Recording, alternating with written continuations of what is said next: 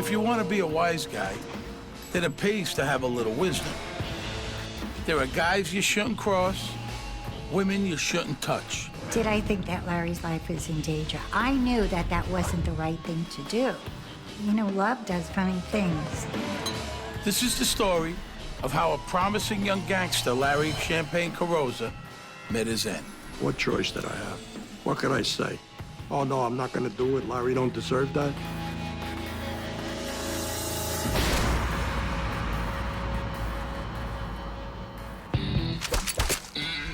My name is Steve Sharippa.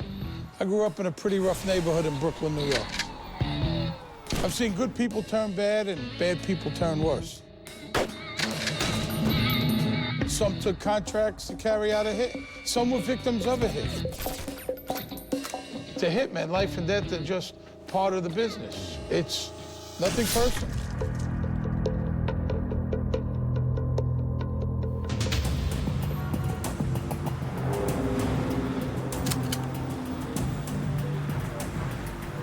Big Sal Mota is a Mafia hitman. It's Friday night and Sal's got plans.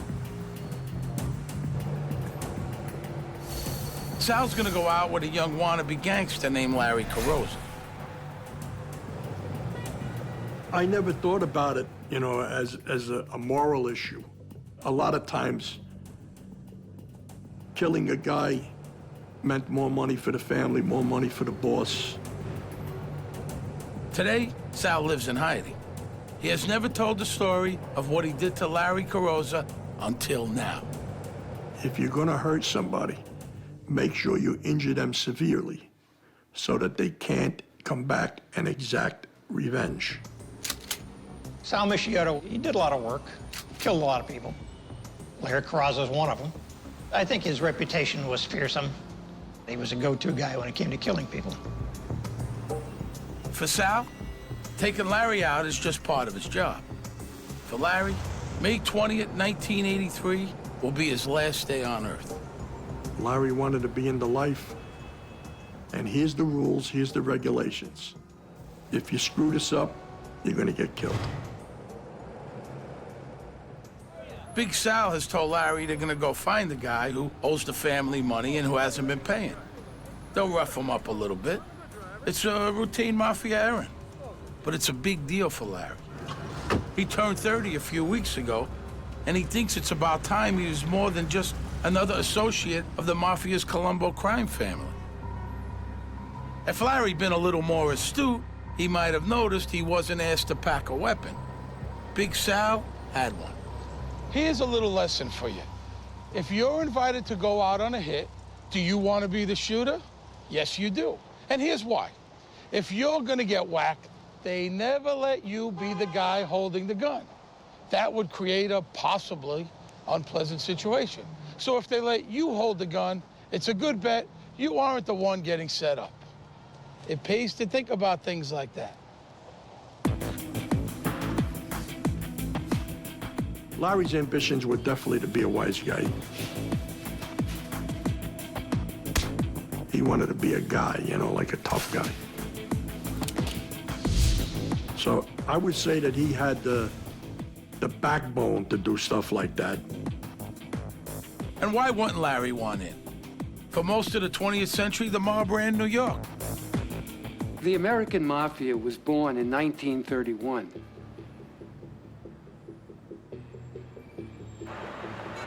Certain sections in New York belonged to different families, and Brooklyn would just happen to be the place that the Colombos resided, by and large. The Colombo crime family is one of the 5 families in New York, and they control a myriad of illegal activities. Their traditional methods of money were loan sharking, gambling, and although they didn't like to admit it, they were into narcotics. It was overwhelming. I mean, they had a grip on all of New York. Nothing went on in New York without the mob having its hand in it. Basically, any way they could make a buck, they did their best to get into it and make as much money as they can. The Colombo family did have a reputation for being a family that you didn't want to fool with. They did not hesitate in using violence. They were mythical in a lot of ways. in terms of their power and their ruthlessness. 9 out of every 10 made men in a mafia family have some way been involved in a murder. All the mafia families are violent. None of them has a reputation for being nonviolent. They believe whatever their interests are paramount. And their interest, if it has to be protected by murder, even multiple murders, that has to be carried out. Like most gangsters, Larry Carosa has a cover, a legitimate job. Jobs help keep the cops from getting too curious about what you do for a living. Larry was trained as a mortician. Ironic for a guy who aspires to a career of sending the unwilling to early graves. Larry Carosa was an undertaker. He was a very likable guy, you know. Everybody that I knew liked Larry. Larry has just hit 30. He's been auditioning for years. You know, running scams with his mafia pals. But moving from being connected to actual membership in a mafia family is tough. Because once you're in for life. And if you don't work out, well, let's just say the human resources department does not do layoffs. If they feel they need to kill you for any reason, they'll kill you just like that, and you're gone. Salvatore Big Sal Mota is one of the guys who handles the problem of gangsters who don't work out. Murder was used as an economic tool. You know, the end always justified the means. But why is it that Larry Carosa is going to end up a customer at his own funeral home? What we've got here is not a whodunit, but a why do it. It didn't have to end that way. In the years before he got whacked, Larry Carosa was a promising young gangster. His future looked as rosy as his cheeks. And the ladies sure go for that fresh-faced young tough guy. Larry Carosa was very charming. He was like an all-American kid. He was like an all-American guy. It's a good thing that Tina likes Larry. He's kind of a fixture in our house. Tina and her husband, Sonny Francis, are mafia royalty, and Larry's mom and dad are part of their circle. So what could be better than for the kids, Larry and Gia, to fall in love? Well, there is a problem. Larry's already married. He has 3 kids. A limousine was picking her up 2 nights in a row, and I said, "What is going on? I want to know. I saw a guy in there. What's going on?" And then she fessed up to me and told me that she was going with Larry Carosa. And I said, "This is a problem. This is a serious problem. You know, you can't do that." Well, I love him, and that ends that. It was a serious problem for a whole bunch of reasons. For starters, Gia Frances wasn't just any Italian-American teenage beauty. Her pop, Sonny, was an important guy in Larry's community. A well-known guy. Trouble is, what he was known for. In his heydays in the 50s and the 60s, Sonny was a very feared guy in the Colombo family because of his reputation as being a very callous killer. He wasn't one to go to Disneyland. He was busy all the time, but he was sensitive with his children. He was a good father. John Sonny Francis was probably the most prolific killer in the history of the mob. I mean, he killed a lot of people. But at home, Sonny is just dad, a proud pop with a lovely wife. Tina is a legendary beauty who, like her daughter, has a soft spot for tough men. My family did not want me to marry him. Oh, they did not. Absolutely not. But I knew what I was getting into. I met Sonny at a dance, and he walked in with a lot of men, and I just assumed the fact that everybody was greeting him, he was some sort of celebrity or something like that.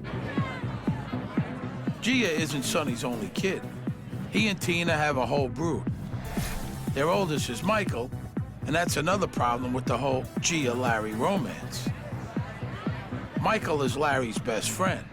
He and Larry have been like peas in a pod for years. Michael and Larry were like inseparable.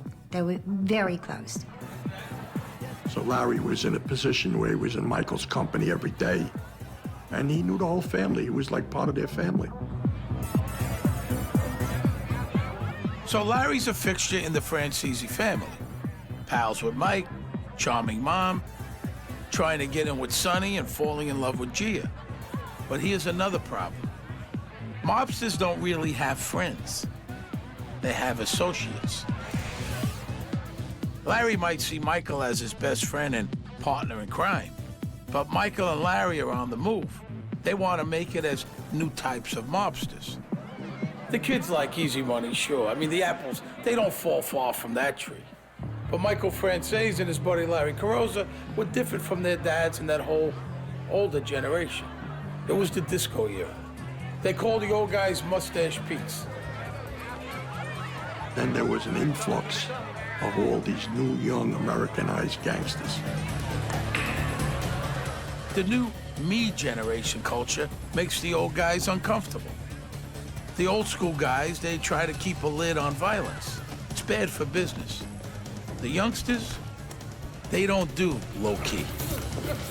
You know, they hit the street running and they just wanted to do everything they could get their hands on. And they were ruthless. They killed for no reason. They killed for any reason. They made up reasons. I mean, it was just totally out of control. It was wide open. Everything was wide open. Cops were on the take.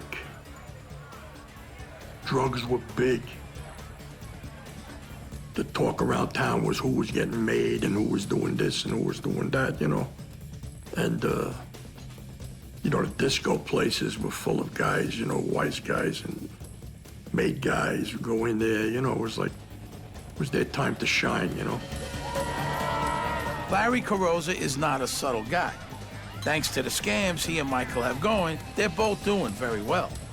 And when Larry does well, everybody's invited to the party. Larry Carosa liked the good life. Dom Perignon was his thing. He became known as Champagne Larry Carosa.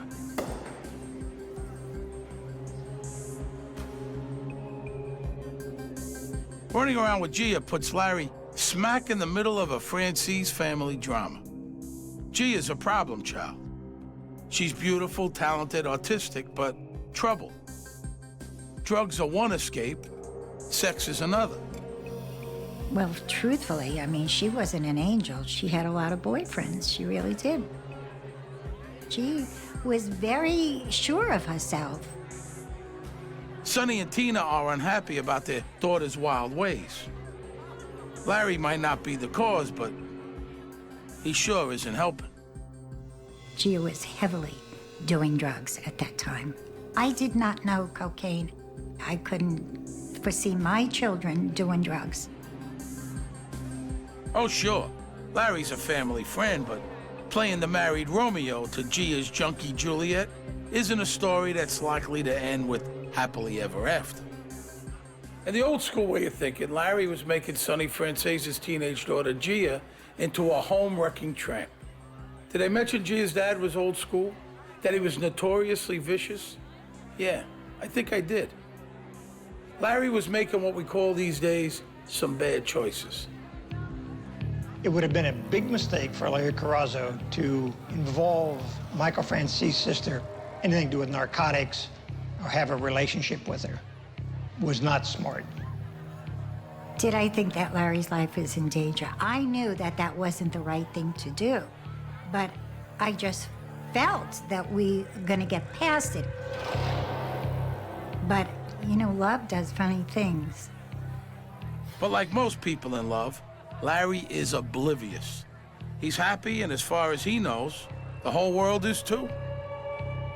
That spring of 1983, Larry might have thought things were coming up roses. Before summer, they'd be daisies, and he'd be on the wrong side of them. Larry, Larry, Larry.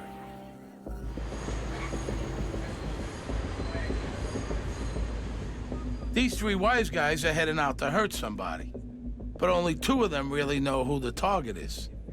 This guy here is the odd man out.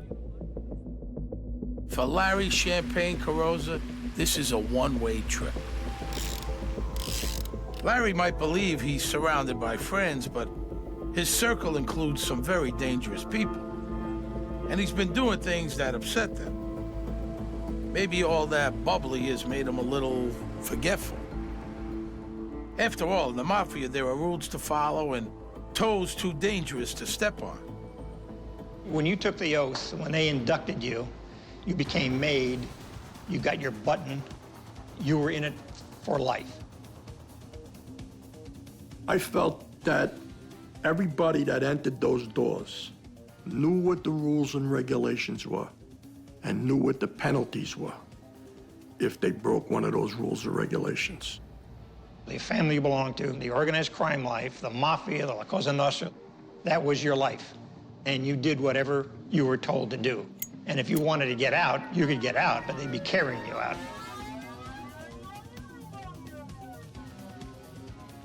One rule was to keep your hands off of other mafiosos' wives and daughters. When Big Sal was inducted in 1974, the boss made that especially clear. He said that you could never dishonor anybody in this family or any other Cosa Nostra family by fooling around with their wives, their daughters, any of their relatives sexually or any way. You sold your soul to the devil. Once you shake hands with the devil, you never get that stain off your hands. Even so, guys are lined up around the block hoping for that handshake. The mob is rich and powerful. Some say it runs New York. The easiest way to get yourself whacked is over money. Some think that Larry Champagne Cora's real trouble wasn't his dalliance with Gia. It was a quarrel with her brother, Michael. Michael and Larry had a couple of potentially explosive issues that had nothing to do with Gia and a lot to do with money. In the early 80s, Michael Francis and his friend Larry both hit the jackpot. The pot of gold comes courtesy of some Russian gangsters from nearby Brighton Beach, Brooklyn's Little Odessa. This so-called Russian gangsters came up with a oil and gas bootleg gasoline scheme whereby they would sell gasoline at service stations, collect the money just like any other service station, and not forward the federal excise taxes to the federal government. They would sell to a gas station gasoline that actually cost $1, but there was 40 cents in taxes. They would collect $1.40, and they would keep the 40 cents. And it meant millions. According to Big Sal, it was actually Larry Cora who got the whole thing rolling by introducing his friend and partner Michael to some of the Russians. Now, as the Russian gangsters were doing this, they felt they needed protection from other gangsters who were going to try and come in and take over their scheme.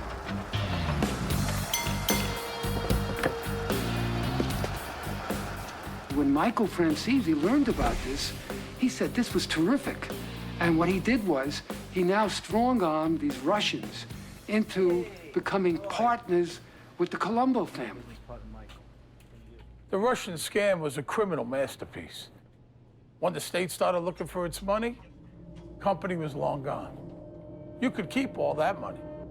And that's exactly what the Russians and Michael Francesi did. They played three-card Monte with the government, and they won every time. $11, $12 million a week they were making.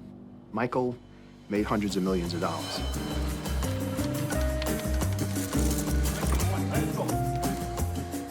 In no time at all, Francis and Cora will live in a gangster's paradise. They were both making good money.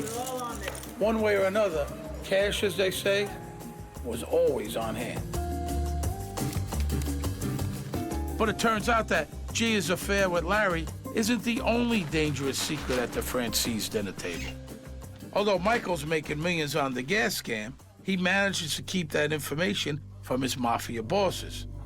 According to his mom, Tina, he doesn't even clue in his own dad. Sonny didn't know what was going on. We didn't get any money from it. I don't know how to explain that any better. We never saw a dime.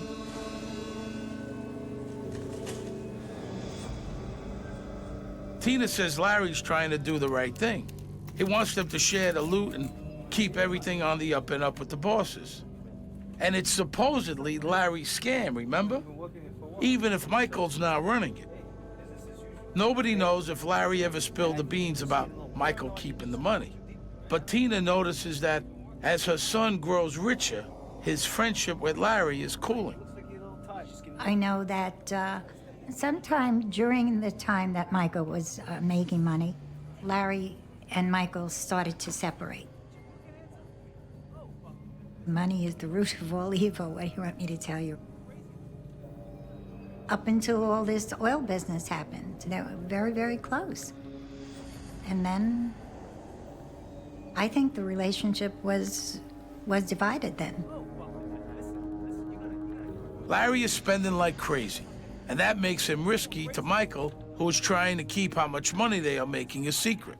And Larry's cut reduces the amount going to everybody else. For guys who'd slit each other's throats over a truckload of boosted VCRs, what do you think a couple of $100 million would do? Teach them to share? Huh, fat chance. So, with all these millions in play, and with Larry Carosa supposedly a loyal Mafia son, why is it that 4 men are gathering in the back room of Lolly's candy store to decide whether or not to put out a contract on him? That, my friends, is a very good question. It's May of 1983, and Colombo crime family soldier Big Sal Mota is attending his other family. Mrs. Mota is having a baby. While I was in the waiting room, 2 guys from my crew were coming into the hospital. And they weren't the 2 guys that I thought would come to see if I was doing okay or my wife was doing okay. I knew that there was something up, you know. When they said we have to do something, I know what that terminology means. We gotta kill somebody. So I was a little upset by it. Doesn't anybody know how to kill somebody? What, are they gonna come and bother me? My wife has given birth here. But I understood that it was a serious situation, you know, and I didn't need to show my teeth, because that's the last thing I wanted to do was provoke anybody. There's no doubt that Big Sal was known as either a hitman or someone who'd go along. And he was a terrifying guy. Even if he didn't want to hit somebody, he was a knee breaker, a jaw breaker. He would take care of you. So he was feared. So I said my goodbyes, and I went with them, and we went to the candy store on Avenue U. It was no accident that Big Sal was tapped for the Carosa job. I mean, he was big. Add to that, disciplined, efficient, and a master craftsman in the killing trade. Sal was the Colombo go-to guy for arranging sudden departures. If the destination was eternity, then Big Sal was the Colombo's in-house travel agent.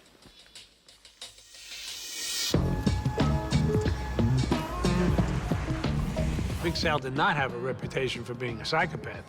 He had a reputation for being a gangster, someone who knew that at times you're gonna have to kill, and when that time came, he was ready, willing, and able to do the work. This was something Big Sal discovered early on and after he killed for the first time. I had like a glow about me. I don't know. I just felt like the adrenaline was so high. It was hours before I came down. And then I felt invincible.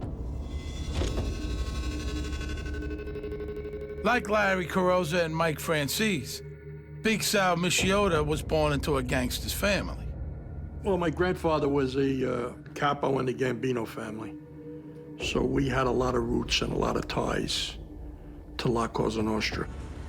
I grew up in a neighborhood that was called the bedroom of the mob. I think there were more mobsters in that little area than anywhere else in the United States. And, you know, after hearing all those Robin Hood stories and seeing these guys all driving new cars, all wearing suits every day. I was intrigued by it.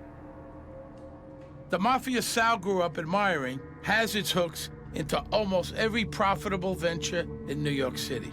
Essentially, they have a tax on every construction project and commercial operation, and any illegal transaction. You know, gambling, prostitutes. They are the enforcers who keep the money flowing. A lot of law enforcement officials try to portray organized crime mafia big shots as masterminds, as really intellectual, intelligent, crafty people. Most of the mafiosi couldn't exist as businessmen. The only edge they have is they're willing to kill you or break your knee or threaten you. Almost any industry you can think of, restaurants, hotels, they had their hands in almost everything. They had a great influence in New York. They were supposed to be men that would help you. You had a problem, you would go to them and they would solve a problem for you. But the problems were just street problems and things like that. Beyond that, they don't have a 9-to-5 job, you know. They don't pack a lunch, that's for sure. They don't have to pack lunches. New York restaurant owners know better than to present a made guy with a bill. Like most of Gotham's business owners, they take the low-risk approach when a mob guy pays them a visit. Now, the common thread is this. Colombos get paid off by people who are afraid they'll get injured, killed, or have their businesses ruined if they don't pay. Simple, effective, you know, your basic parasites.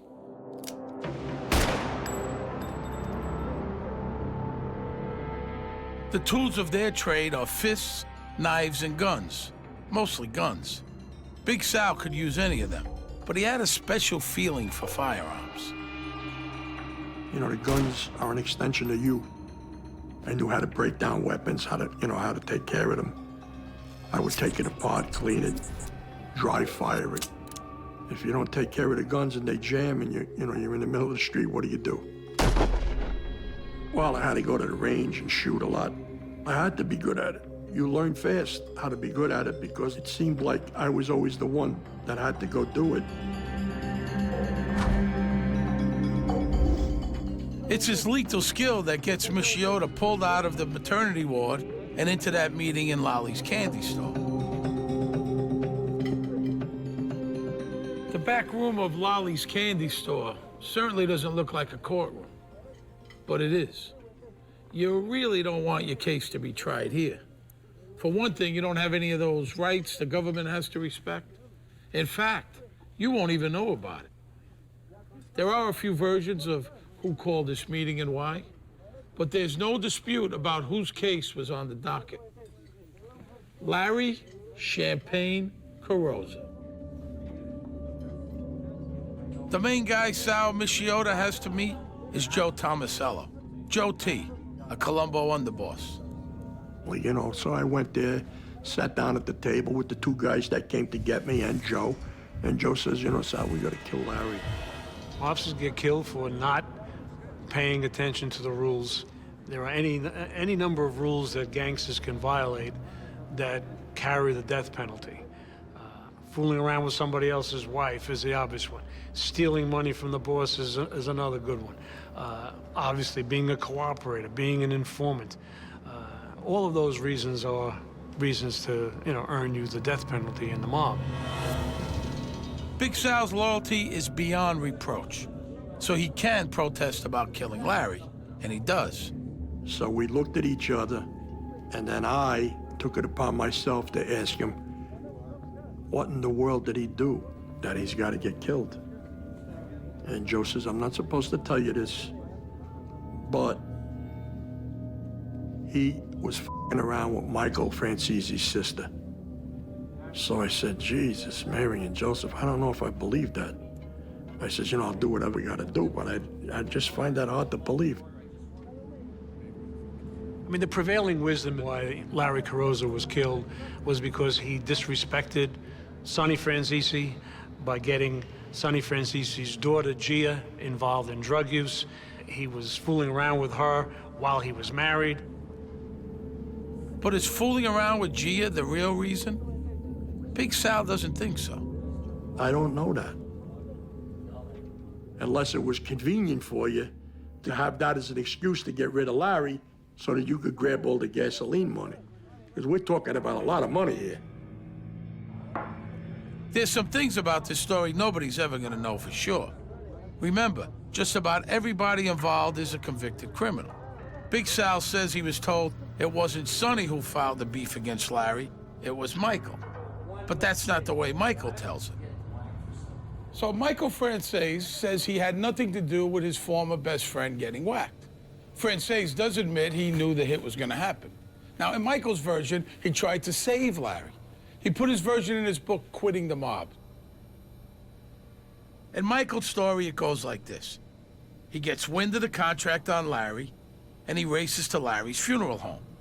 He confronts Carosa and tells him the bosses know about him and Gia. Carosa argues. Michael says he tells Larry to get out, to run for his life, and he even offers him cash. Larry, Michael writes, spurns the money and shouts at him to mind his own business. If Michael Frances wanted to have Larry Carosa killed, he could have asked, and it probably would have been done.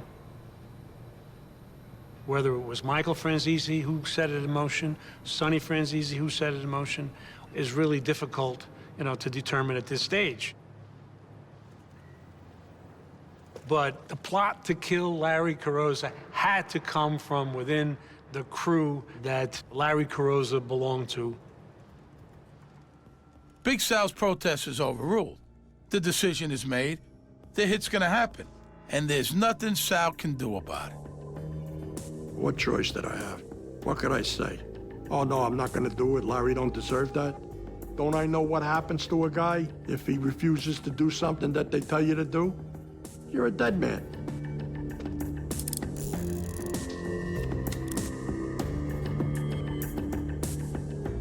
Big Sal, whether he liked it or not, was going out with his friend Larry for the last time. The night he goes for a ride with Big Sal, Larry Carosa probably thinks he's getting his reward for all the times he's helped out his Mafia pals. Thanks to the Russians and the gas tax scam, they're all getting rich. Now he's been told all he has to do is prove one last time he belongs. All he has to do is one more chore for the mob, and he becomes a made man for sure. It's been a week since the sit-down here at Lolly's Candy Store. Larry Carosa's fate has already been decided. He thinks he's heading out for a routine bit of ass-kicking with some pals. The good news, such as it is Larry won't be making dangerous mistakes anymore. Getting into the car will be his very last one. Authorized hits are always planned in some way, because possibly the intended victim might be suspicious. He's lured to some spot where he can be done away with very effectively. For the most part, the Mafia hits are conducted a very simple way. Put a slug in your brain. Most people like to think that killers are all sociopaths. To be sure, there are some sociopaths in their group, no question about it. But most of them were just ordinary guys, and they learned how to kill. And after a while, it became easy. The guys he's going to meet, Big Sal and his partner that night, Jimmy Angelino, are not thrilled about being ordered to kill Larry. Big Sal is taking it especially hard. I felt terrible. I liked Larry. I pretty much was disgusted with the whole situation. Doing this to somebody that I really liked, that never did anything bad to me, was not a good thing. Big Sal does have one thing he can control. He can choose how Larry is going to die. Making those kind of end-of-life decisions is something Sal knows quite a bit about. I wanted to keep everything at a minimum. I never liked doing it in a house because then you had to bury the body. If it was something I was doing in the street, I'd use a shotgun first, knock the guy down, then go over and finish him with a pistol. To me, it was faster, easier. People hear gunshots, they run the other way. It was easiest just to kill him and leave him in his own car than to have to bring him somewhere, kill him, dig a hole, bury him, get rid of his car. I said, you know what we'll do? We'll get Larry to come and meet us, and we'll tell Larry that we gotta go find a guy that owes money, and we're gonna rough the guy up. Big Sal followed his orders. He told Larry he needed his help to collect a bad debt. Larry believed him. The collection rules was one that Big Sal and Jimmy Angelino came up with, knowing that Larry was very eager to prove himself.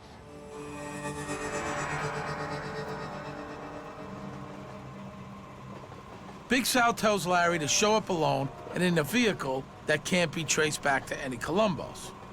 Larry borrows his mother's big sedan. Yeah, of course it was on purpose. It was the easiest thing was to kill him in his own car and leave him there.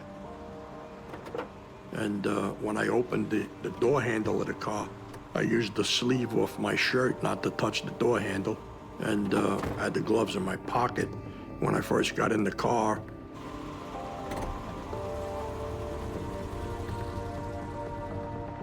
Larry doesn't ask why he isn't the one driving. Angelino takes the driver's seat. Larry is riding shotgun. Big Sal takes the seat behind him. Once I was in the car and everybody was talking and listening to the radio, slowly but surely I started to slip the gloves on. I had the gun also in my pocket, and then I was ready to go.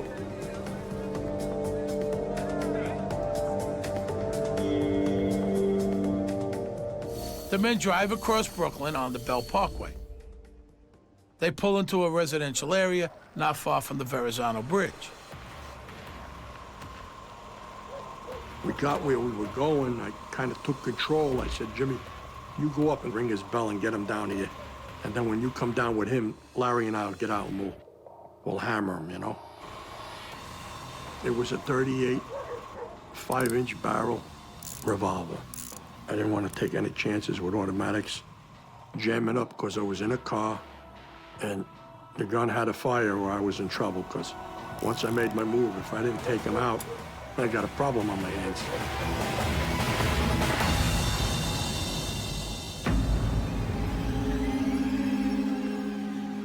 So, Big Sal, Jimmy Angelino, and Larry Carrozza are stopped on a quiet Brooklyn residential street. Larry thinks he's about to show his two companions that he can be the kind of muscle the Colombos need. He thinks he's passed the test to become a real gangster. That happy thought is his last. Larry Carrozza never sees it coming. As soon as Jimmy got out of the car and closed the door of the car, with the noise from closing the door of the car, I timed the shot and hit him in the back of the head. And his head exploded like a watermelon. And then I put another one in his head, 2 shots, not even an inch from his head. I mean, that's why the blood came flying out, but it wasn't even blood, it was clots. Probably brain matter. I looked like Dracula, I had blood all over me. Sal has done this before. He's planned ahead. He has a getaway car already in position. We also got 2 crash cars, and we parked them on the street there during the day. The crash car behind me pulled up and shielded me so that I could walk across the street and get in the other car. Then I got back in the car. We went about 2 blocks. We threw the guns in the sewer. That was something I always did. When I was done, I always flipped them in the sewer. They would never be found. And we went about our business. Big Sal is driven home. It's kind of like you're in shock when you do something like that, you know? It takes you a couple hours to regain your senses a little bit, you know?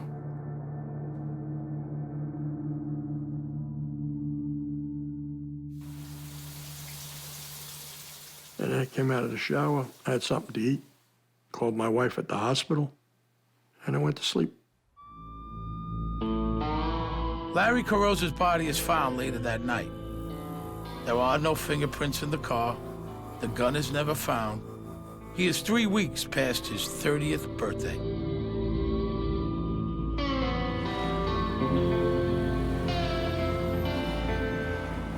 The next morning, Salvatore Mischiota goes to the hospital to pick up his wife and newborn daughter. Life goes on.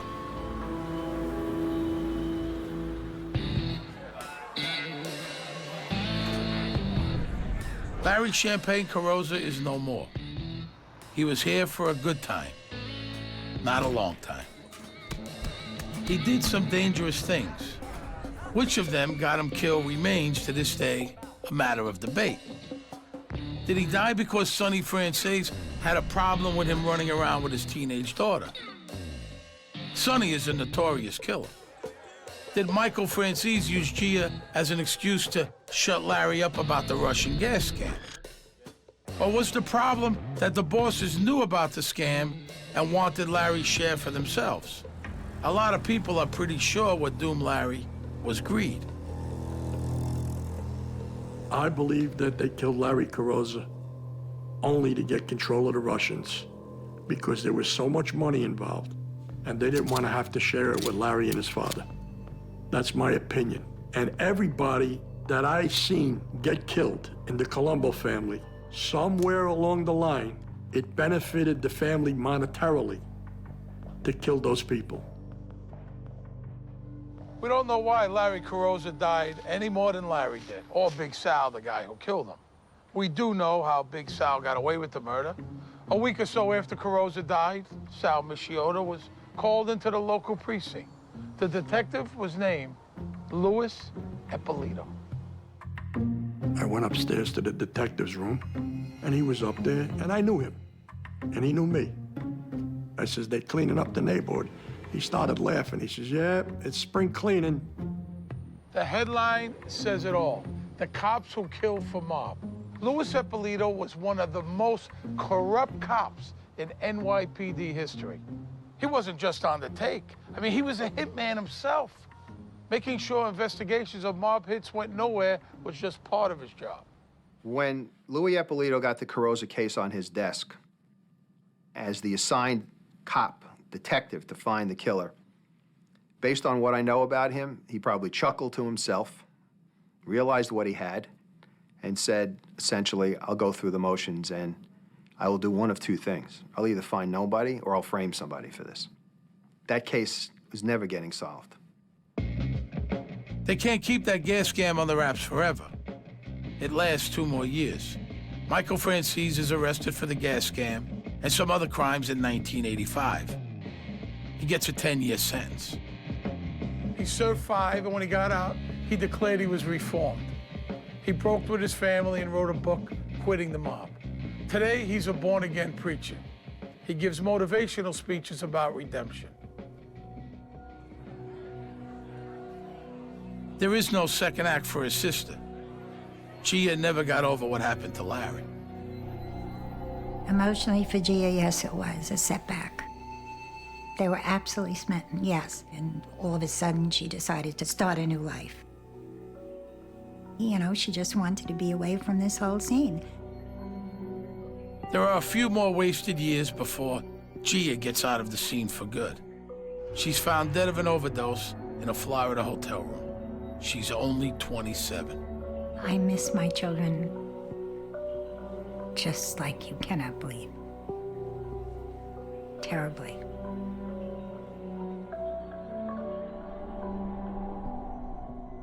In some ways, you could look at the murder of Champagne Cora as the beginning of the end for the mob, too. I mean, not because Larry was so important. I mean, he was just a thug with a nice personality. The canary in the coal mine isn't important either. But when that bird keels over, the miners know it's time to get out. It took Big Sal another 10 years to do that. Crime is the only life he knew. But Sal knows that what he'd done unto Larry would surely someday be done unto him. You know, that old golden rule? I was paranoid every day. I was paranoid every day that my number was up. I was always watching everything, trying to notice if there was anything going on under the surface. You know, I was always at high alert. So in 1993, when Big Sal finds himself on the losing side of a Colombo family civil war, one of his friends proposes a meeting with the other faction. The friend was told there'll be no hard feelings. Bygones would be bygones. Big Sal smells a rat. Unlike Larry, Sal knows when he's being set up. I was around those guys for years. I know how they think, and I know how they operate. And I would say without exaggeration, they're gonna kill me within 15 minutes. Sal's been a hitman long enough to know when it's time to get out of Dodge. And he does. He skips the meeting. I've had my full of that lifestyle. I couldn't handle it no more. My kids started to get a little older. You know, I brought them into this world. I had to be a father to them. So I made a decision. Spoke to my wife about it. My wife said, do whatever you need to do that we could stay together as a family. And that's what I did. Sal goes to the FBI. He tells them everything he knows and a few things he makes up. He testifies against his former Colombo colleagues. Sal serves 5 years himself. Since getting out, he's been living in hiding. But he keeps most of his family together. Larry Carosa's 3 kids, on the other hand, grow up without a dad. For Big Sal, the end of Larry Carosa's life was a turning point. He knew Larry didn't deserve to die. Sal became disillusioned with, and eventually disgusted by, the guys who told him to do it. He no longer saw them or himself as men of honor. I wasted my life completely. The people that I had an effect on, like Larry Carosa, his wife, his family, I hurt those people. I mean, and the hurt that I caused my own family. It's taken a toll on me, physically and mentally. You know, I believe that all the things that I'm going through now are because of the things that I did. Hollywood, California, the factory town that churns out American dreams. She didn't want to live in the real world. She wanted to live in the fantasy world where everyone bowed to her feet. Mary Ellen's dream becomes her husband's nightmare. She was just a femme fatale that nobody ever wants to run into in their life. But Bob did, and he paid the price. It's a diabolical plot straight out of the movies, with some truly unhappy endings. My name is Steve Sharippa. I grew up in a pretty rough neighborhood in Brooklyn, New York. I've seen good people turn bad and bad people turn worse. Some took contracts to carry out a hit. Some were victims of a hit. To hitmen, life and death are just part of the business. It's nothing personal.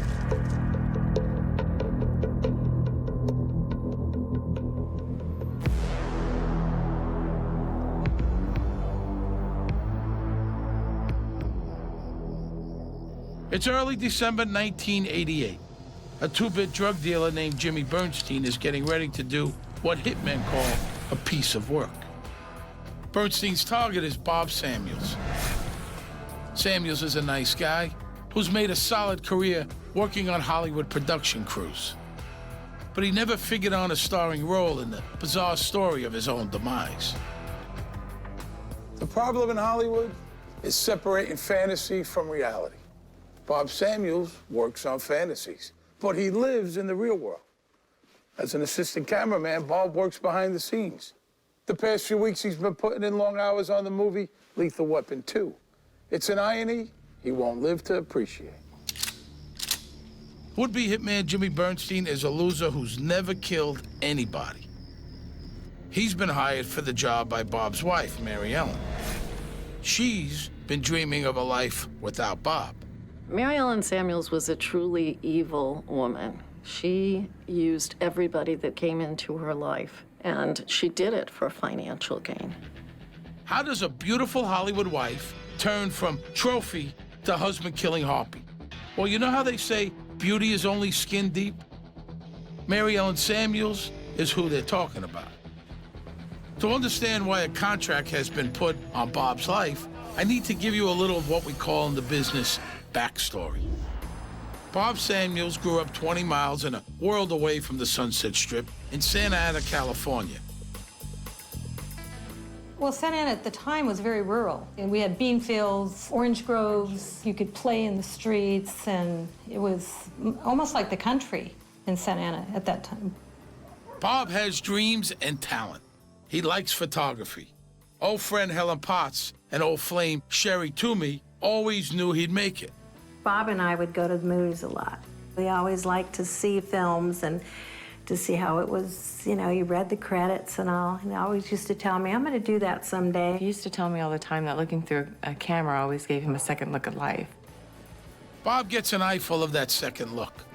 He becomes an assistant cameraman on big features, the kind that have the budgets to hire the best guys in town. 14, 4, take 11. Bob isn't the kind of guy to let it go to his head. Hitting the big time was something to share.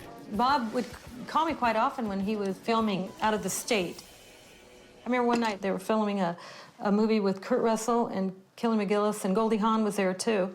And he passed the phone around and we all talked. And movie stars like to hang around with Bob because he's such a nice guy. Now, working behind the scenes isn't glamorous. Sure, you meet a lot of big stars, but the work's hard, the hours are long, and nobody's inviting you onto the red carpet. I mean, roll it up, maybe. Pose on it, not so much. Bob is doing great professionally, but working crazy hours and traveling for months on end can take a heavy toll on your love life. The serious living relationship Bob has with Sherry Toomey in the late 70s falls apart.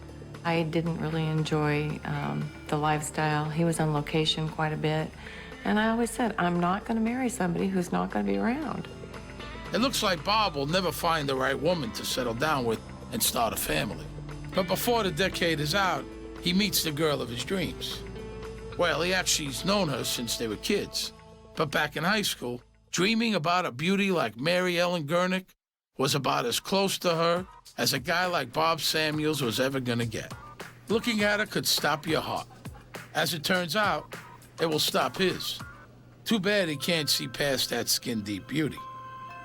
She was a bright, talented young child. She was, you know, the star of the plays in school. She was very popular, high school, homecoming queen, things like that. When she leaves Santa Ana High, Mary Ellen was headed for stardom. She gets about as far as her sock drawer. Well, a little better than that. Those shapely gams of hers do their turn in the dazzling lights, showing up in quite a few stocking ads. As for her acting talent, well, let's just say Mary Ellen's legs never carry her to Hollywood. Instead, she gets married, has a kid, gets divorced, and a decade after high school, she's back in Santa Ana, a single mom with a daughter, Nicole. And there she runs into Bob Samuels. But now, nerdy old Bob has the glow of Hollywood about him. The formerly unattainable homecoming queen is his for the asking. Unfortunately for him, he does. They seemed very happy. She had a lot of enthusiasm, a lot of spunk. She was a character, real outgoing. Before you could say action, Mary Ellen is starring in her own production of Wedding Album 2. She and Bob tie the knot in 1980. He had a home that he lived in when he married her. He made it their home. Nicole was already in the picture. He adopted her. He sent her to private Catholic schools. He was just a very caring, loving, hard-working family man. So Bob gets his dream, a sexy wife an instant family, and Mary Ellen gets her fantasy. An entree into Tinseltown's star-studded social scene. But you know the problem with dreams? You wake up. Happens every time. I think she probably believed she would have this glamorous lifestyle. And when she realized that they lived in a home in the San Fernando Valley, and he got up and he went to work, and it was just your normal, average, everyday life, she got a little bit bored. The parties are occasional. The work is constant. Mary Ellen has a hard time waking up and smelling the cappuccino. She isn't the center of the celebrity universe. She's a nobody. And gazing across the pillow at Bob Samuels doesn't sweeten that bitter pill. Mary Ellen was, I don't know if she was in love as Bob was with her. She was very flirtatious. Luckily, she still has some assets, and she works them. I know Bob used to get upset with her all the time about the kind of clothes that she would wear because they were very revealing. Mary Ellen was just not conservative. So what happens when your visions of heaven crash to earth? You choose, reconcile or run. Mary Ellen goes running, all right, running up bills. One evening he called me and he said, Sherry, Mary Ellen spent $22,000 in 1 month and I have nothing to show for it. And so I think at that time is when he realized there may be a problem. She also finds a crowd who treats her like a star. But they aren't exactly A-listers, more like degenerates. And she's very close with her fans. She'd have herself a boyfriend, you know, different ones, and she was running with a real unsavory bunch of people. Bob was aware that Mary Ellen cheated on him. They broke up several times, but then Mary Ellen would always lure him back again. When people told him, you know, maybe you should have second thoughts, but he was determined to stay married. He wasn't the type of person to fail at anything. So, Bob had a plan to save his marriage. He bought Mary Ellen a sandwich shop. Now, that sandwich shop, it's kind of the whole story on a bun. The guy's thinking, I know what the little woman needs. Something to do, you know, a little mad money. But that's not her dream. It's her nightmare. Slinging subs into San Fernando Valley? Oy! And she's thinking, boy, did I hitch my wagon to a dog? This boy's gotta go. For all of its glamour, Hollywood is a dog-eat-dog town. If you don't make it as a top dog, you become a marginal mutt like Jimmy Bernstein, a shifty, low-rent opportunist. Jimmy carries a business card that reads, James V. Bernstein, specialist. But his only specialty is posing as a player. Thanks to Mary Ellen Samuels, he's a player tonight. And the game is murder.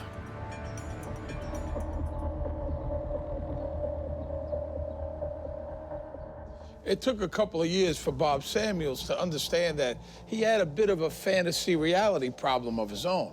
He wooed and won the hottest babe in Santa Ana, but she wasn't in reality the woman he fantasized about.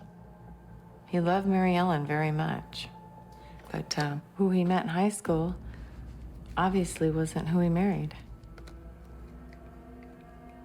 And I don't think she became real until he was married probably about 4 years. The whole purpose, I think, of marrying Bob was monetary, because I don't think she had very much growing up. And so all of a sudden she was, you know, into this great life, and it is a good life. She partied all the time. Other than Bob Samuels, who was a normal person, Mary Ellen didn't associate with anybody who had a steady job, who had family values. Most of the people that she associated with either were selling drugs or were using drugs. And the sandwich shop that's supposed to give her a pastime and an income, it doesn't quite pan out. Mary Ellen doesn't roll up her sleeves, but she does expose her claws. The place becomes a combination coke den and piggy bank. When he'd go away on location, she would always get robbed. He told me that he got her a safe and he put it in the back room and he told her, don't leave that much money in the drawer. Take it back and put it in the safe. And he'd come home from location again, all her money was stolen again, been robbed again, but that's not what was happening. And she was involved with drug sales and using drugs herself. Mary Ellen was into a lot of cocaine, and that's where all the money went.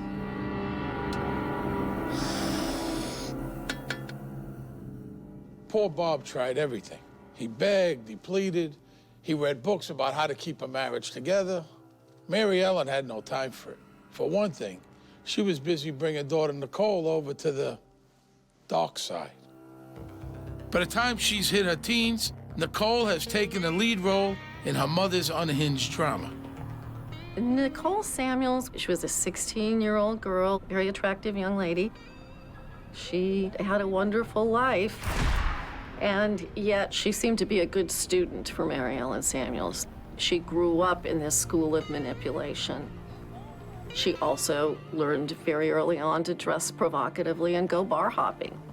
Mary Ellen and Nicole were like twins. They liked to do everything together.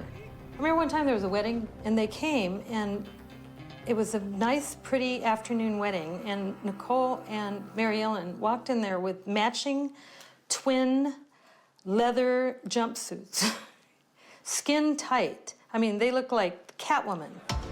Mary Ellen doesn't just suck in her own daughter. She brings along all Nicole's friends. This vixen is den mother to a whole gang of party kids, including Selena Kroll.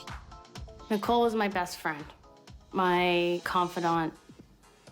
We talked about a lot of things. We used to go to clubs with Mary Ellen. I was only 16 at the time, and although we were underage, we still got in. We still drank. We did everything that a 21-year-old would do. We used to go to Beverly Hills, anywhere in LA. You know, the sky's the limit, because we didn't pay for anything, and we weren't expected to. Mary Ellen, for the most part, hung out with people who were much younger than her. She actually spent quite a bit of time with her daughter Nicole's friends. She was just overboard at all times. I mean, even down to her clothing. She was just, you know, always hanging out and just, you know, the shortest dress she could put on and the highest heels she could possibly wear. She was the cool mom. She was, you know, if you want to have a good time, go hang out with Mary Ellen and Nicole. And who stuck with the bill for this night crawling? You guessed it, Bob. But what hurts more than the bar tabs is financing his adopted daughter Nicole's transformation into a mini version of her mother. Let's not forget Bob has raised and cherished Nicole as his own. Bob was so unhappy, you know, with the situation, because Mary Ellen was not a very good mother and not directing her in the right way that she should have done. Finally, in 1986, Bob admits to himself that he and Mary Ellen are doomed. After 6 years of tumultuous matrimony, Mary Ellen moves into a condo and takes Nicole with her. Bob is devastated. She does fine. And why not? The bills still go to his house. So even after they separated, Bob supported Mary Ellen and her lifestyle. I mean, this broad had some expensive tastes. Bob's heart is breaking and his wallet keeps groaning. Mary Ellen continues to shower his cash on her pleasures. Clothes, jewelry, vacations, cocaine, you get the picture. If you don't, check out her license plate. The license plate was a custom one, and it said Nasty Vixen, which was pretty prophetic. Things go on like this for a couple of years. Bob clings to the fantasy that his dream girl will someday return. But Mary Ellen has no desire to become someone she never really was. So Christmas 1988 was not the most wonderful time of the year for Bob Samuels. Bob and Mary Ellen had been separated for 2 years. So he's heading into another Christmas alone in an empty house. Could it get any more depressing? Turns out, it certainly could. By 1988, something has changed. Maybe turning 40 that fall makes Bob decide to move on with his life. Whatever his epiphany, he gets serious about a divorce. Mary Ellen does the math and quickly concludes that, for her, divorce would be a disaster. Widowhood, on the other hand, now that could work. One of Hollywood's greatest, Mae West, had that line. Is that a gun in your pocket, or you're just happy to see me? Mary Ellen Samuels was not unfamiliar with flirtatious repartee, but this time she really was looking for a guy with a gun in his pocket.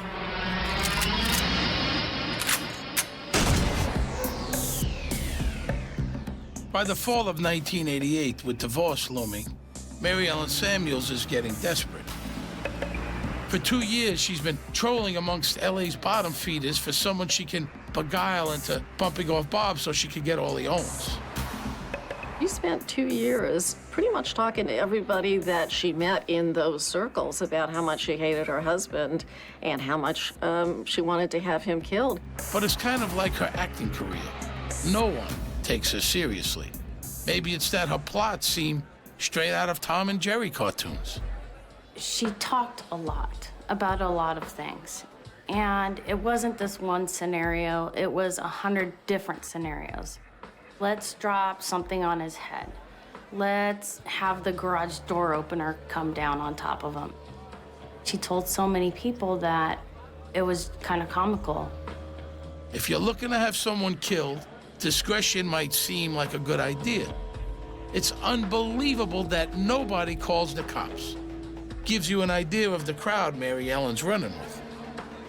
There were a couple of people who appeared to take her up on it, at least 2 or 3 occasions, where people agreed to have Bob killed or to kill Bob, only to take the money and run. I was still young at the time and naive. You don't really think that people are gonna do something like that. Maybe old Mary Ellen was just getting a little long in the tooth to inspire homicide, even for money. But Nicole, now, she was a babe. They are so close, so tight, that Mommy Dearest enlists her darling daughter into helping with her little problem. She used her 16-year-old daughter to look for a hitman. She drew her 16-year-old daughter into this evil plot. Nicole and I were at school one day, and she said, I need to get a gun. People don't usually carry those things around with them or have them in their locker. Nicole became like her mom. She really did, in several aspects, because her mom molded her to be a little Mary Ellen. It was all about appearance and what this guy could give you. And that was the bottom line. Even baiting her honey trap with Nicole isn't an instant success. But Mary Ellen has a predator's eye for picking out the vulnerable or weak-willed. Jimmy Bernstein is just the prey she's been hunting for. James Bernstein was very tall, a heavy-set guy, a loner. I don't think he had any friends. He was a drug dealer, and not the typical person you would see Nicole with. Jimmy is over the moon. Nicole is way out of his league. He can't believe his good luck. She needed something from James Bernstein, and that's why she was with him. Jimmy Bernstein even asked her to marry him. So did some other guy. To most girls, that would be a dilemma. To Mary Ellen's daughter, it was more of a brain teaser. Which fiancé went with which ring? Nicole had 2 engagement rings, and she would switch them back and forth, depending on who she was seeing or not seeing. It was pretty much a yo-yo game. Jimmy doesn't know he's one of a pair of potential grooms. He's only engaged to one girl, and he loves her. So, Jimmy's in love, and now Mary Ellen spins him a tale. She tells him that Bob Samuels is an evil, abusive man who's been raping his beloved Nicole since she was a kid. Mary Ellen started talking about how he used to abuse her and how, you know, she needed to take care of it because she couldn't live like this anymore. She had, I think, a black eye and maybe some bruising around her neck or her shoulder. And she told the neighbors that Bob had beaten her up.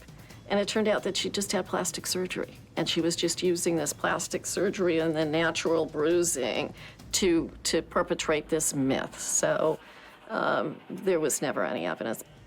Jimmy swallows it hook, line, and sinker. Nicole pretended to be engaged to Jim Bernstein while she was engaged to somebody else to draw him into this plot so that he would feel so outraged at what they claimed was happening to them that he'd go out and have Bob killed. They wanted him to do it with sort of a sense of righteousness, like, you know, riding their white horse into the sunset, trying to save these damsels in distress. That was part of their manipulative brilliance. So Jimmy's being played for a fool, but it's hard not to empathize with the guy. He really thinks the girl he loves is being abused by an evil, evil man. I mean, what would you do? Would you cross the line? Mary Ellen had herself a hitman.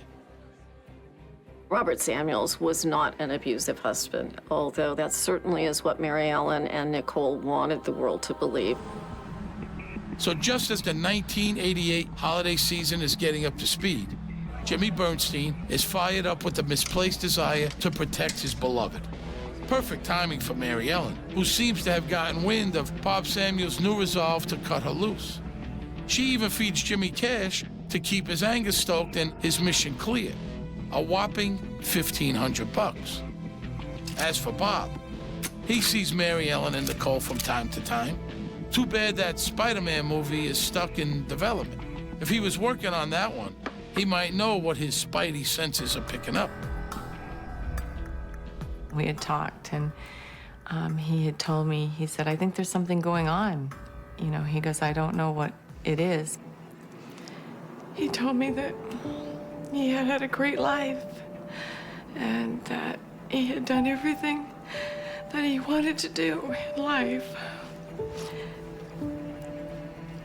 And I said, well, what are you saying? Because it really surprised me by the way he was talking. He had a premonition.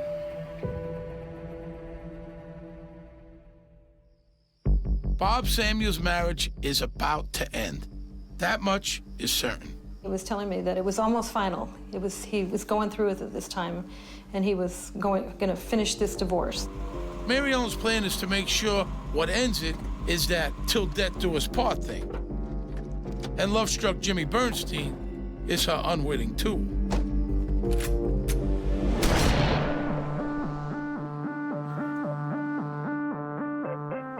When you're watching a movie, you don't think about what goes into making it. Bob Samuels is one of those guys who made sure everything was perfect, so that when the lights go down, we're transported into a story that seems real. In her own way, Mary Ellen was a great actress. In the dim lights of those sleazy San Fernando bars, she nailed the part of the abused and protective mother. And that act tricked a guy who got another guy who got a gun, and 2 days later, showtime.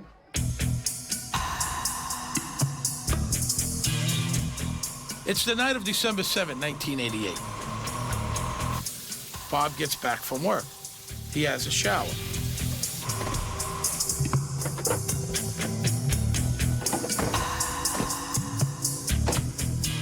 Somebody gets in the house somehow. Bob has bought a tanning bed. Hey, you gotta look your best when you work in showbiz. The cops think he might have been headed to it. Who knows? Wherever Bob was going, he never gets there. He is jumped in his front hallway, clubbed, hurt bad, but still alive. A pillow is put over his head.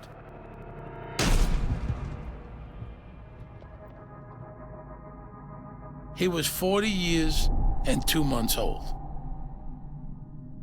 We don't know for sure who was here the night Bob got killed, but we know enough. It could have been just Jimmy Bernstein, Nicole's fiancé, or it could have been a guy named Mike Silver, Bernstein's pal. Or it could have been both of those guys. But no matter how you slice it, poor Bob Samuels was dead, and the grieving widow knew it. Hi, Bob, it's Mary Ellen. Listen, I'd like to leave the dog with you for a while this Friday. Nicole and I have something to do. Could you call and let me know if that's all right? Hi, Bobby, it's me. Haven't heard back from you about Friday. I guess you're busy working. But could you give me a dingle? Are you there, Bob? Why aren't you picking up? Maybe I'll just bring the dog over anyway. So, that was part 2 of Mary Ellen's plan. She leaves Bob a bunch of messages even though she already knows he's dead. That'll prove she wasn't involved, right? I mean, who leaves messages for a dead guy? She let him lie there dead in the hallway for 2 days, leaving message after message to his corpse. Then finally, Mary Ellen and Nicole turn up at the house, just like the messages said. Bernstein has been told to make the hit look like a burglary gone wrong, but he flubs it. So what do Bob's wife and daughter do? If you want something done right, you do it yourself. They pull out drawers, they topple furniture, they even take a crowbar to the door frame until it looked like, well, a fake burglary. Nicole called me the day after it happened. It's done. We went to the house. He was there. It didn't look messed up enough, so we messed it up some more. Yeah, I didn't want to know that. I didn't think it was going to happen in the first place, and then to be put in that situation, I just didn't know what to do at all. Satisfied with her handiwork, Mary Ellen finally calls 911. Detective George Daly gets the case. Mary Ellen called 911 and said that she had gone over to her husband's house, having not been able to contact him by phone. And when she got there, found him lying deceased in the hallway. And as such, she, like all other family members, start out as persons of interest. And once they're ruled out, we go on to, other things. So we took her story for what it was, and we worked our way through everything else from there. But right from the get-go, things look screwy. It was amateurish. You could tell just that a burglary hadn't occurred, that this scenario was set up. The flaw in Mary Ellen's plan? She forgot to take anything valuable. Detectives pick up on little details like that. That's why they call them detectives. Down at the cop shop, Mary Ellen is still playing her widow too young scene. She throws in a big helping of slutty tramp because it's always worked for her. But hey, this is a tough crowd. Well, Mary Ellen was a deceptive kind of person. You could tell that right away. Here we're involved in a murder investigation, and she's flirting and trying to be cute. She tried to look cat-like all the time. I guess she felt that people would be drawn to her. Everything about her just seemed to be wrong. The cops didn't buy her act. Like I said, tough crowd. They knew Mary Ellen had to be involved. But life isn't a movie. Making a case in the real world involves more than seeing through an act. For starters, you need some evidence. And unfortunately, there isn't any to be had. Mary Ellen walks off scot-free. She gets to keep playing the widow. But the reviews of her performance, especially at Bob's funeral, are not altogether positive. Mary Ellen told me they went on quite a shopping trip. They had to have new dresses for the funeral, and Mary Ellen came with a real tight, backless, black dress on. I mean, it was like a cocktail dress. And she was actually like enjoying herself. Oh, hi, hi. She was running around like it was some kind of a showing, like a party, instead of a time to mourn. Nicole's supporting role is also deemed to be lacking a certain authenticity. Oh, her daughter was the same way. I mean, they were all glamorized, I looked at Sherry and I said, Sherry, this is not a woman in mourning. I smell a rat. We got the tombstone. Mary Ellen didn't pick it out. His sister did. She never even knew what it said. Now, with Bob 6 feet under, Mary Ellen's lifestyle dramatically improved. And why not? She inherited everything he worked his entire life for. On top of that, she had a cool $250,000 from Bob's life insurance company. Oh yeah, they paid. They had to. Nobody was charged. Mary Ellen even moved back into Bob's house. The crime scene in the house was in the hallway. And instead of cleaning the carpets, they threw a throw rug over it to hide it and just went as normal, like nothing happened. With the housekeeping taken care of, Mary Ellen got to the real business of coping with her husband's unsolved murder. All that new cash proved helpful. She found solace in a Porsche. She mourned in the dressing rooms of 100 boutiques. And she wiped her tears on lacy little peekaboos she picked up at Hollywood's trashy lingerie. In total, Mary Ellen Samuels got the equivalent of about $500,000. She threw herself a very elaborate birthday party, hired limousines, bought a condominium in Cancun, bought fur coats. She was leading the life that I suspect she thought she deserved.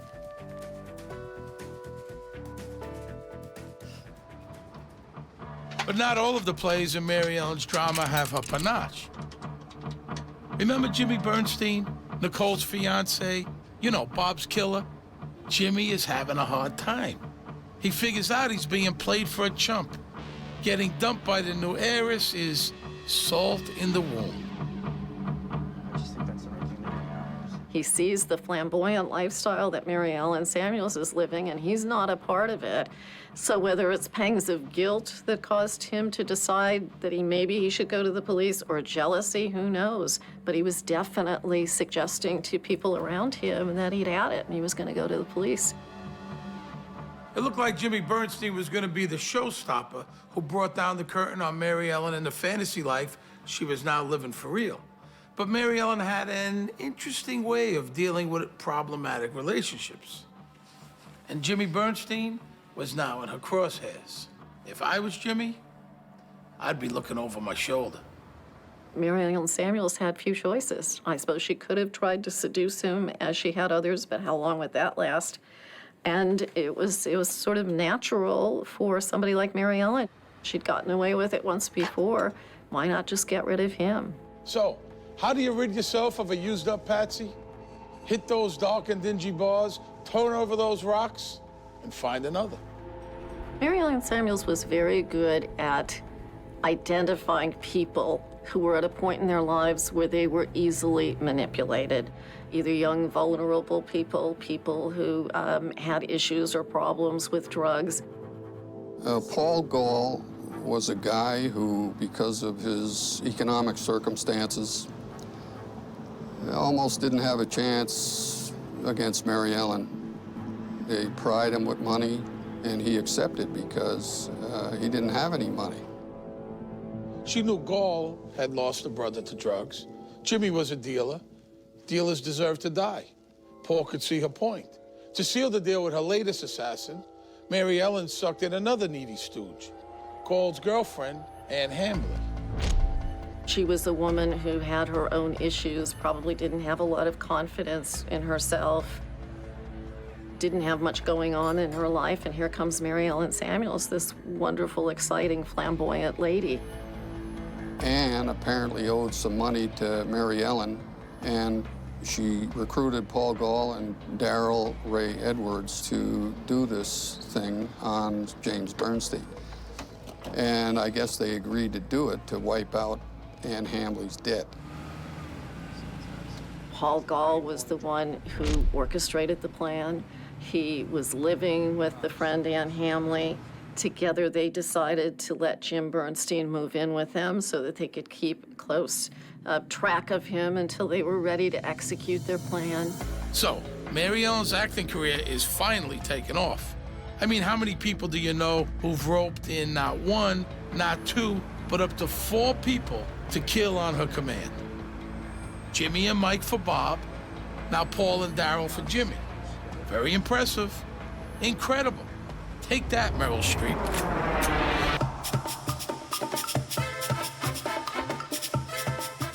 For most women, life as a widow starts out pretty rough. Sometimes people need to get away, clear their heads, take a break from all that grief.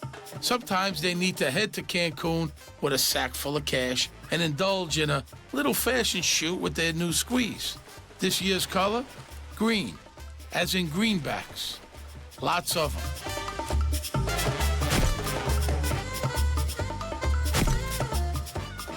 The two of them are partying in their room, and somebody got the brilliant idea that it would be fun to take pictures of her covered in this money. Sometimes you need to get away to find solace and inner peace. And sometimes you need to get away to establish an alibi because you've hired a guy to kill the man you tricked into murdering your husband. Hey, it happens. Mary Ellen Samuels has blown through most of the $500,000 she inherited since husband Bob was put in his grave 6 months ago. Back in L.A., Jimmy Bernstein's about to pay the price for falling into Mary Ellen's web. The guy delivering the invoice will be Paul Gall and his chum Daryl. Paul's an amateur, just like Jimmy was, so he steadies his nerve with some brewskis. In fact, he could barely stand. How they managed to get into the car, thoughtfully lent by Mary Ellen, is a mystery. Jimmy thinks he's going along to help them steal some drugs. The plan is to strangle Jimmy in the car. Turns out, Bernstein doesn't want to die. Unlike Bob Samuels, he has a split second to run for his life. But, unfortunately, he doesn't run fast enough. Paul took him, he punched him in the esophagus a whole bunch of times so that he would not be able to breathe. It takes about 3 to 5 minutes of sustained pressure on somebody's throat in order to strangle them. They did that, threw his body over a ravine, took all of his identification and tossed that. And then they went back to Ann's house and partied. It took a month to find Jimmy in that ravine. IDing him took a while too, but they did. When investigators went to his house, they found some paperwork that linked him to Bob Samuels' killing. They also discover a $25,000 life insurance policy Jimmy had taken out the day after Bob was whacked, naming his soon-to-be ex-fiancée Nicole as his sole beneficiary. Poor Jimmy was another deluded sap with a fantasy-reality disconnect. Detective Daly calls Mary Ellen in for another heart-to-heart. To break the ice, he asks about Bob's murder. This is where it happened, in the bar. Somebody walked right up to you and... I was sitting at the bar, some guy came over, he bought me a drink, we're in general conversation. I was madder than hell at Bob at this particular time. And what made you make a comment? Did you make a comment or something that elicited this guy to say that he would be glad to help kill your husband? What kind of a comment would elicit some kind of a thing like that from a stranger in a bar? You'd be surprised at conversations that happen in a bar. But the main piece of evidence they find is Ann Hambley, Paul Gall's housemate.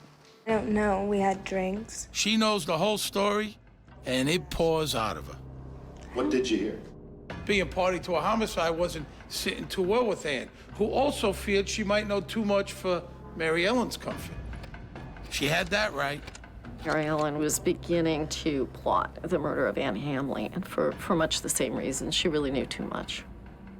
So she gave up Paul. When Paul discovered that shutting up Jimmy Bernstein was enough to put him in the gas chamber, Paul traded Mary Ellen's neck for his own. This is what doesn't make sense. If I supposedly, was going to have this done, you think for a minute I would open my mouth to a lot of people? Does that make any sense to you?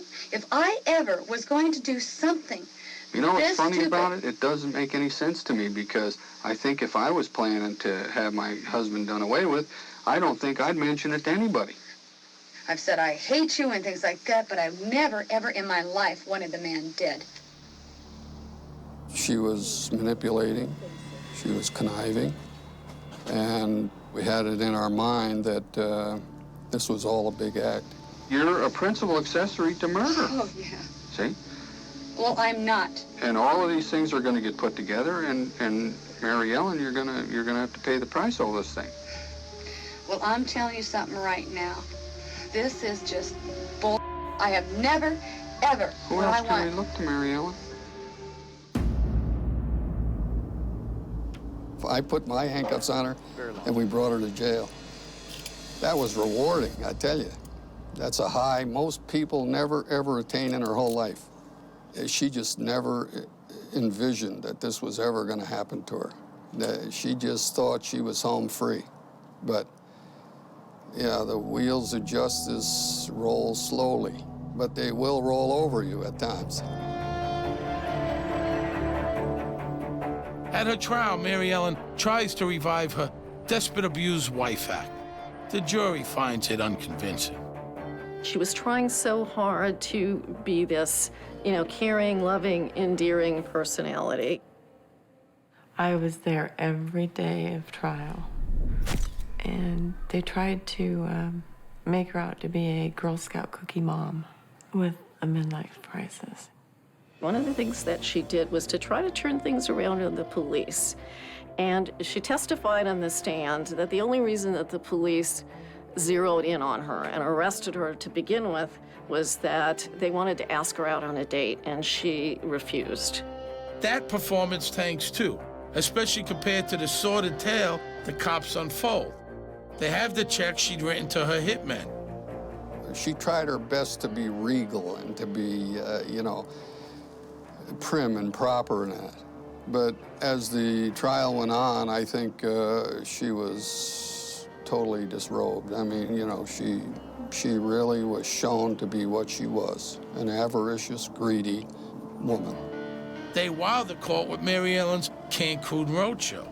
Mary Ellen, lying on a bed, nude, covered in approximately $20,000 in $20 bills. It just showed right through this photograph exactly what this woman was made of. That happy snap was the most effective modeling Mary Ellen ever did.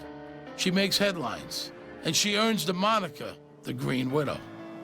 She was just a femme fatale that nobody ever wants to run into in their life. But Bob did, and he paid the price. That shot even gets her into California's most exclusive club, Death Row. At long last, Mary Ellen is going to socialize with people who can appreciate her talents. The defense at that time brought in Mary Ellen Samuel's elderly parents, and they were elderly, and they were ill, and they were very feeble, and it was very heart-wrenching for anybody sitting in the courtroom to watch these elderly people basically begging the jury to spare the life of their daughter. And they talked about how she had everything, was given everything as a child. They didn't know anything about the condo in Cancun. They didn't know anything about her Porsche. They were living on a fixed income, not too far, about 2 hours away from Mary Ellen. During that year, when she's out there leading this lifestyle, she went once to visit her elderly, fragile parents. So to me, that was, if you didn't know before, you knew at that point who Mary Ellen Samuels was. She could have had a good life the way it was, but she chose not to. She chose the other path. She didn't want to live in the real world. She wanted to live in the fantasy world where everyone bowed to her feet. Can you imagine going out to dinner talking about how you're going to kill your husband, and then to actually have somebody do it for $1,500? I was very angry with her. I mean, he would have paid her any amount of money she wanted. He would have done anything to keep Mary Ellen. And really, I'm surprised she didn't know that. Paul Gall takes the stand against Mary Ellen. He does his time and is now out on parole. His accomplice, Darryl, is still rotting away in prison. As for Nicole, well, the DA decided not to charge her. She changed her name and moved away. She now has grown-up children of her own and says she doesn't want to talk about the past. Maybe that's okay. Maybe it's not. I mean, the way the DA figured it, Nicole was just a kid with an evil mother. Me? I'm not so sure. Bob Samuels is buried in his hometown, Santa Ana, California. He shouldn't be there. He should be alive. He was a good, hard-working guy who didn't deserve to be the target of a homicidal plot. And there's nothing clever to say about that. It's just a dirty, rotten shame. All he did was love her. And consequently, it's what got him killed. Poor guy. And Mary Ellen? Well, she did get what she always wanted. The lead role in a great piece of theater. The end isn't quite what she had in the script, but hey, that's Hollywood for you. Somebody's always messing up your masterpiece.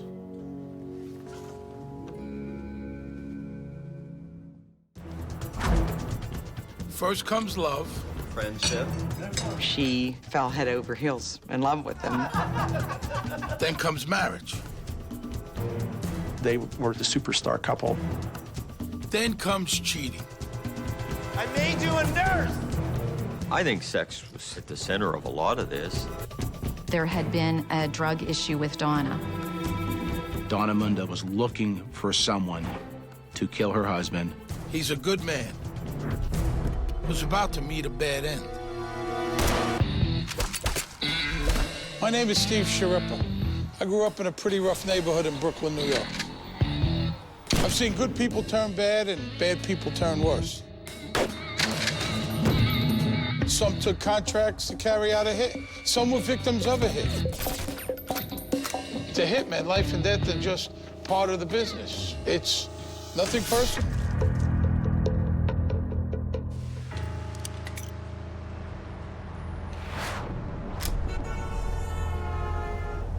May 2005.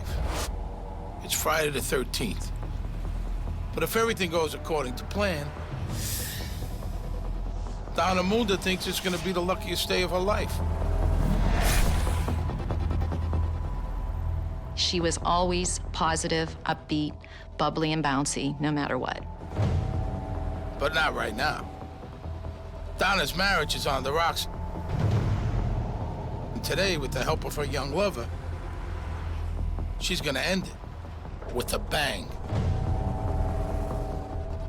Ghulam Munda is Donna's older, much older husband. A great guy. People admired him very much for his generosity, for his friendliness, for his openness. Friday the 13th will be Ghulam Munda's worst day on earth. He'll be dead before sunset. He was kind and generous. He loved and supported his wife. I mean, he stood by her through some real hard times. A perfect husband, the perfect couple. So what happened? How does a loving wife become the monster who has her husband murdered right before her eyes?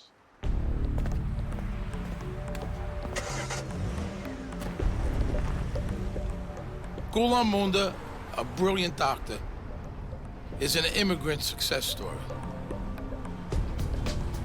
Ghulam loves America and its riches.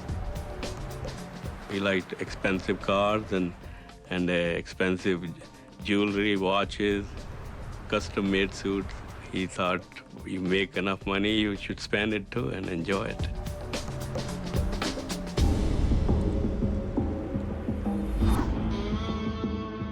And the good doctor has an eye for pretty women.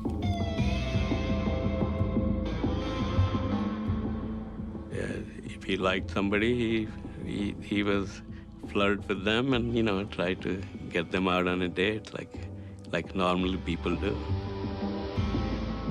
At 43, Ghulam Munda meets the woman. Donna Smouse is straight-laced and young. Just 3 years out of high school. Kim Jordan and Debbie Engelbau are her best friends. We all basically came from middle-class families, Christian families, went to church on Sunday, obeyed our parents, never really got in any trouble in school. Donna comes from a very close-knit family. Many people around here, you go to college, you go somewhere else and work. She came back here, wanted to be in this community. The older doctor and the pretty young ex-cheerleader hit it off. But he is twice her age. When she first started dating Ghulam, I remember conversations with her on the phone, and she was very hesitant because she was concerned about the age difference. But Dr. Munda knew how to take care of people. For the next 12 years, he put his young enamorada through nursing school, and then he funded a master's degree. Donna became a nurse anesthetist, top of the line. All the while, Ghulam and Donna got closer and closer.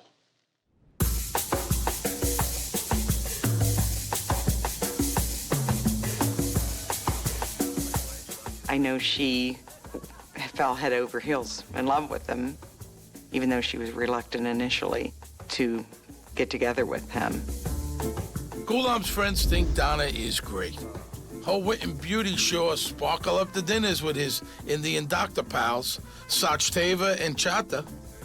They did seem to fit well together as a couple, and meetings or parties, you know, make sure to say hello to everybody and comment on people's outfits and how nice they are, and so people used to like that. She was fairly outgoing. She was a very likable woman. I kept telling him, why don't you get married? You should get married. It is time. You're getting old. And you should settle down. Then finally he agreed. By that time, they knew each other for a long time.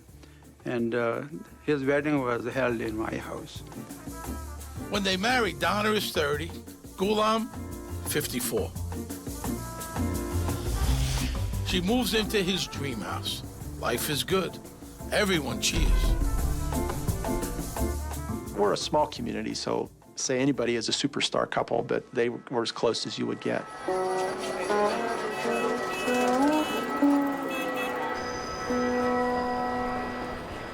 Like a lot of people who make it to the top, Ghulam Munda started at the bottom. He was born poor in India.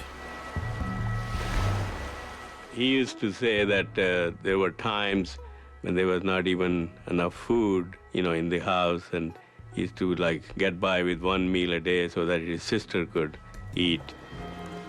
But Ghulam managed to become a doctor. And when he was 34, he came to America for advanced training in urology, a very demanding medical discipline. He settles in Hermitage, Pennsylvania, a peaceful, family-oriented small town. Years ago, immigrants flooded into this area to work the steel mills.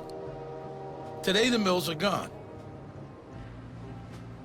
The growth industry now is medicine, perfect for a new kind of immigrant. When he moved in here, you know, I don't believe there were any other urologists in town, which is maybe the reason that he came. So he worked up very quickly a very large patient base, so he knew lots and lots of people in this community. As a doctor, Ghulam is a true humanitarian. Thank you very much. Things are going good so far? Awesome. Honestly, you cannot describe the way he was to his patients. I think he always treated them like his own family, kind-hearted, and above all, in simple terms, very sincere. That's your urinal tract, right? Sometimes you get some little polyps. Ghulam knows his patients' lives, even in a rich country, can be hard. In Hermitage, Ghulam Munda is welcomed, honored, and loved. He supported his patients. You know, he wanted them to take a certain medication, and they just decided they couldn't afford it. It was common that he would order it and he would pay for it himself to make sure that everybody was taken care of. Until the last chapter, Ghulam Munda's life story would have made a wonderful lesson about hard work and sacrifice paying off. Life in Hermitage was a dream come true. Donna and Ghulam Munda are pillars of the community. Beautiful as she is, Donna's no pampered trophy. She has a full-time medical career of her own as a nurse anesthetist. Donna works hard, but it is a tough, draining, stressful life. Give you something for the pain, okay? Then, tragically, she loses her dad, her main emotional support. It's a shattering blow. When he died, she was inconsolable.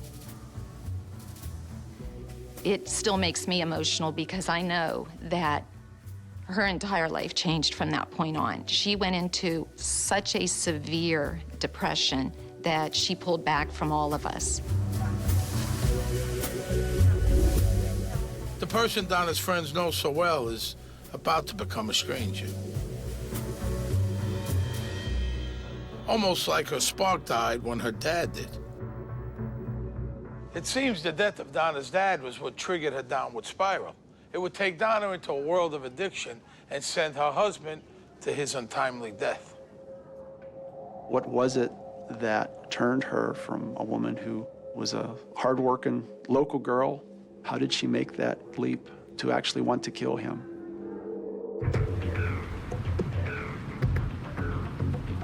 Ghulam Munda thinks he's off on a wonderful family adventure.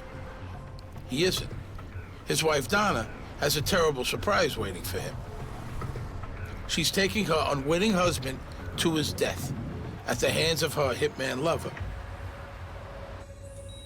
Very strange behavior for someone who has made a career of saving lives. With her stressful job and the father she was so close to no longer there, Donna is emotionally adrift. She's in a sea of pain and she's sinking fast. She needs somebody to rescue her, but the man who had nurtured her for all these years seems remote, oblivious, absent.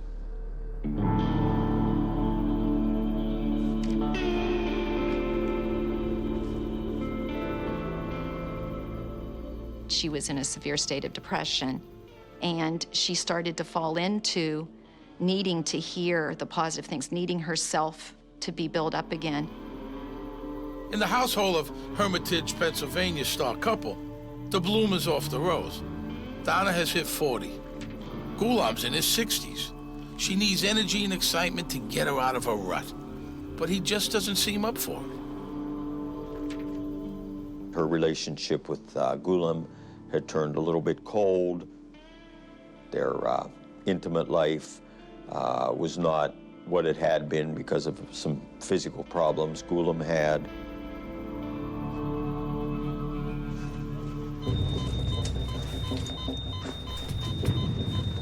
For a time, Donna's work is all-consuming. She can forget her emotional problems, at least for a while. Clear! Then everything going on in her life overwhelms her. Clear! Stay with us, honey. You can do it. Clear! Donna's job is to ease her patient's physical pain. But Donna's hurting too. In her case, it's mostly heartache. The drugs that ease physical pain can treat that too. On top of all the obvious hazards nurses face, there's one that's kind of a secret. It's, how do I put this? You're working with a lot of people who are suffering. They lean on you. It doesn't matter what's going on in your life. They need you to forget yourself and focus on their pain. Because a few drops of what you got in your pocket will make the pain go away. And when you're in the middle of it, tired, your back and your heart hurting, these little vials tempt you. You say, okay, fair is fair. I'll share your pain. If you share your painkiller, fair is fair.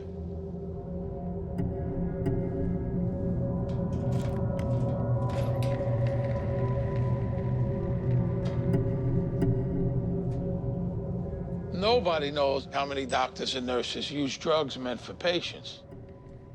But there are many. And Donna Munda was one of them.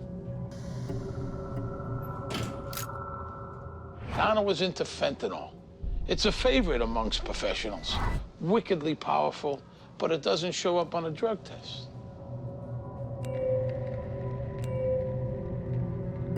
Fentanyl's more addictive than morphine and 100 times more potent. A few drops are all you need. Give you something for the pain, okay? A little misdirection, and you're good to go. Nobody can tell if the patient gets every drop.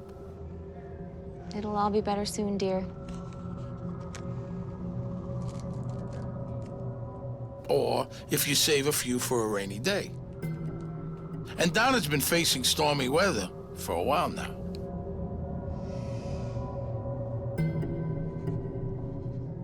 I think things just spiraled out of control for her. She did make some bad choices when it came to the pain medication.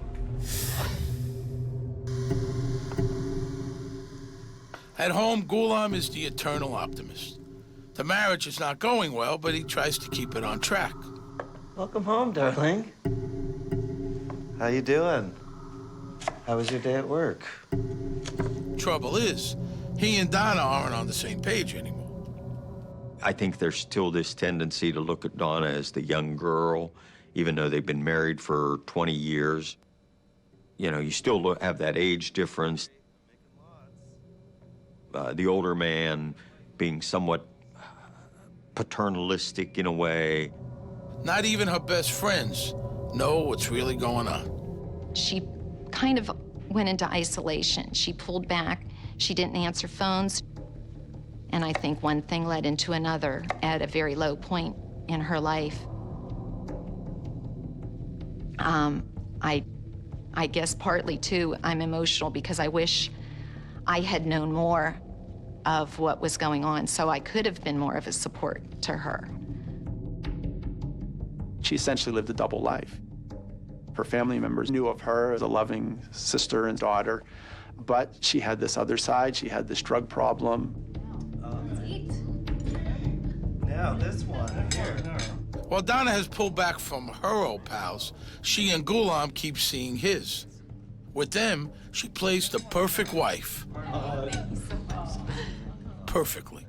She seemed very happy, and I used to have a good, good time, and didn't have any specific problem that she felt uncomfortable or we felt uncomfortable.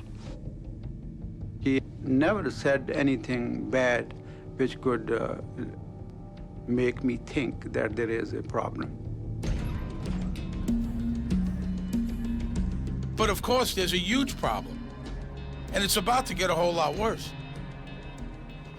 Just because fentanyl is easy to steal doesn't mean nobody's keeping track.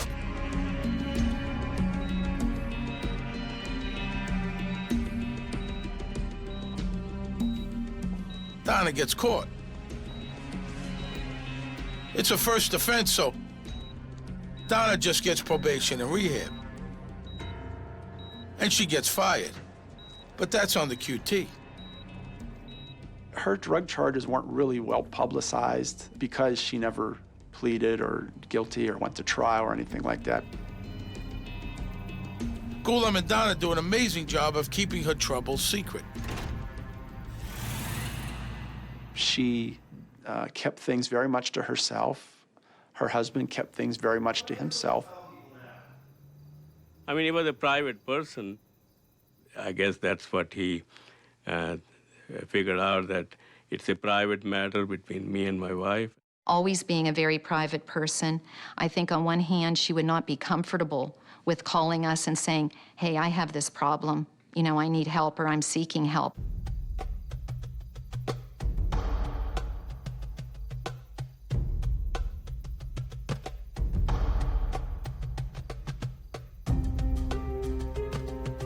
At 42, after studying and working her whole adult life, Donna is an unemployed drug addict with no access to the narcotic her body is screaming for. She was just emotionally, mentally, physically, spiritually crushed. And I don't think she knew quite what to do or where to turn. She can't turn to Ghulam. He's angry and doesn't understand. Donna's now being forced to take a different path. It's rehab or back to court. If you have to go into rehab, you've probably screwed up your life. That's what they call a given. You've messed up at work, your family and friends are fed up. Part of the recovery deal is taking responsibility. Detoxing is hell, but it's nothing compared to the emotional stuff. So instead of changing themselves, a lot of people just look for a new escape. Donna finds one, a new friend. His name is Damian Bradford. Together, there'll be extremely bad news for Dr. Ghulam Munda. Donna Munda has been through the worst her world can dish out, and she's come out smiling. She feels like she's got a new reason to live, but that reason is the joy she feels in the arms of a young drug dealer.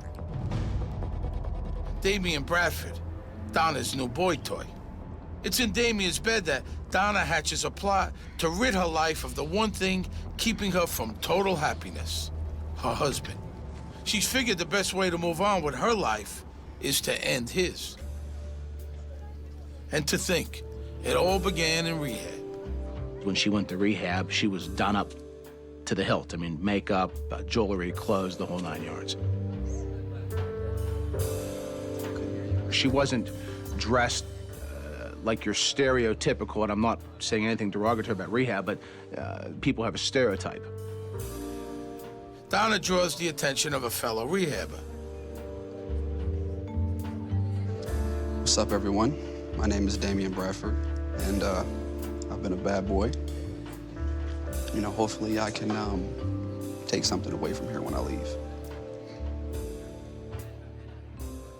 Damian Bradford is 23, cocaine dealer, cocaine user, a bad boy with a gun. He liked steroids and had a good way with the ladies. He had some brushes with the law, drugs, of course, assault, weapons, and he was on parole. Damian was hardcore for small-town Pennsylvania, which meant he could still be fairly pleasant.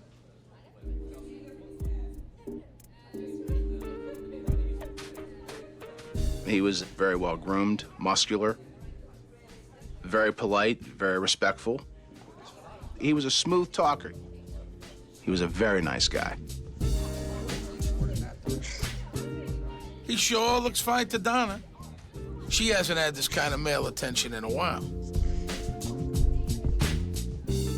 Damian, being an attractive, muscular male, caught her attention, and I think her appearance caught his attention. I'm sure Damian wasn't thinking, hey, this could be some type of long-term thing. I'm sure Damian was thinking, hey, she's attractive, she dresses well, maybe something could happen short-term here. Okay, exchanging glances is one thing, but acting on them is another. Anybody who knows anybody who's been in rehab know that rehab romances, while frowned upon, they flourish. If you're a recovering addict, you're vulnerable. Being off drugs leaves a big, empty hole. You gotta fill it with something. Your addiction says, all right, I can't have drugs. Give me something I could work with, something pleasurable.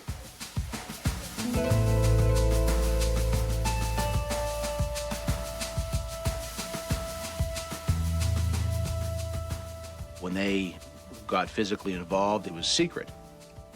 And you had that type of chemistry, that type of excitement.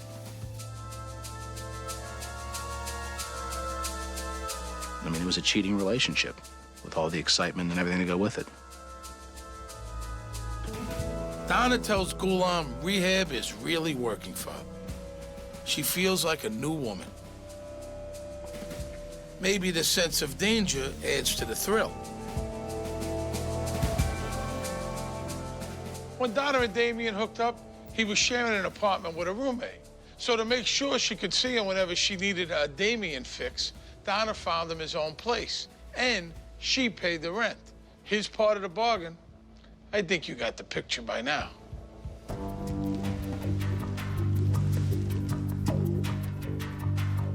She took care of Damian.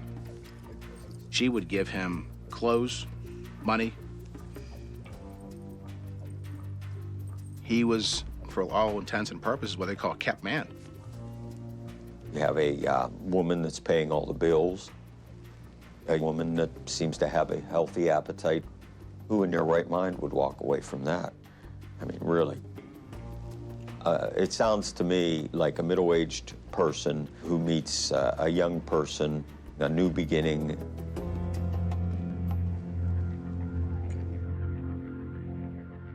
Donna was hooked again.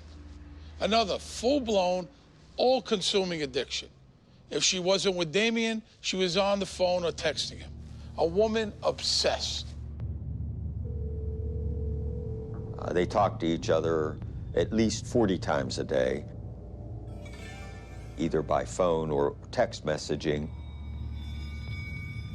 He called her baby girl, and she called him daddy.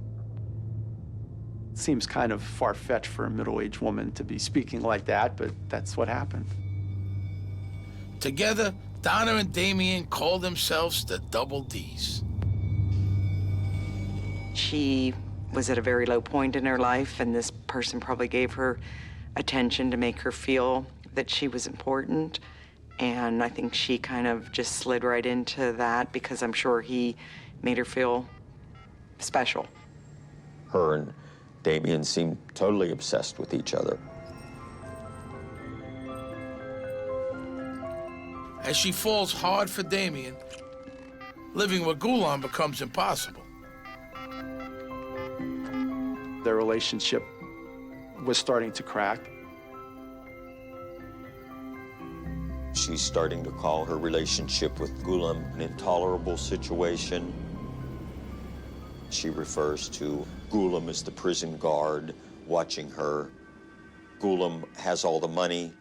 Ghulam has the power. I made you a nurse! She tells Damien that Ghulam is cruel. She indicated that he was abusive to Donna Munda. He was controlling, both physically and mentally abusive. Basically a portrait you would paint to someone for the purpose of making that someone dislike your spouse. Damien started getting feelings for her, real, genuine feelings for her. But Damien's having relationship issues of his own. Remember how pre-Donna, Damien was sharing an apartment? Her name is Charlene. She isn't happy about the Double Ds, so she drops a bomb.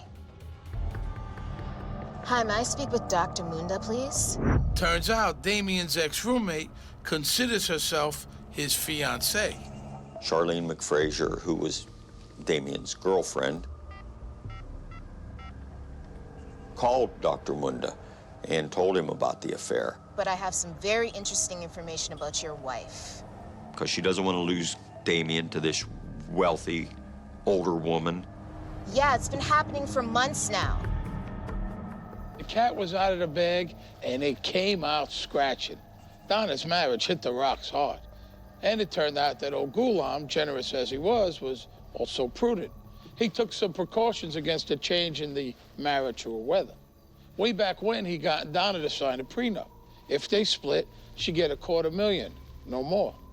But now Ghulam was worth about 25 times that much. $6 million and change, to be exact.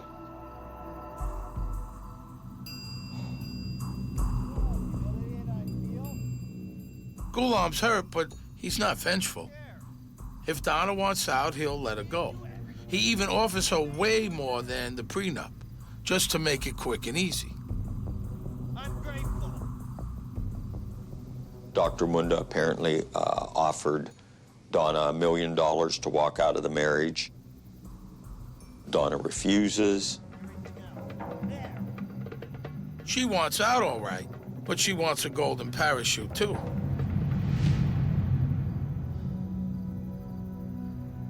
Dr. Munda's medical practice had made him one of the richest guys in Hermitage, PA. But Donna had discovered the money was nearly all his. That prenup was the problem, but it only kicked in if the Mundas divorced. There was a way, Donna figured, to get her fair share, to get out of her marriage, to make her lover happy and totally attached. And Ghulam was old, nearly 70. Donna figured he didn't have long to live anyway. Why not just speed things up a bit? Damien thinks of himself as a bad boy, but what's going down now is way worse than bad. Donna told Damien that she wanted him to kill Dr. Munda. She promised him half of what she would get out of the doctor's multi-million-dollar estate. Damien Bradford had a female throwing money at him, giving Damien a lifestyle he had never experienced before. And she convinced him that she would be receiving millions after the inheritance came in. He's in that lovey, I want to please you stage. It's a bad combination.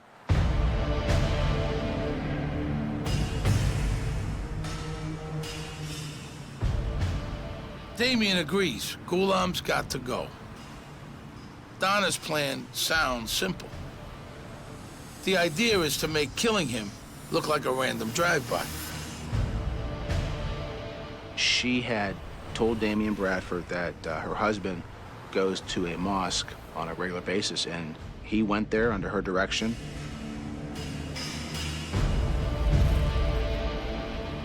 Donna gave him a map, gave him the route. He had his 9mm handgun.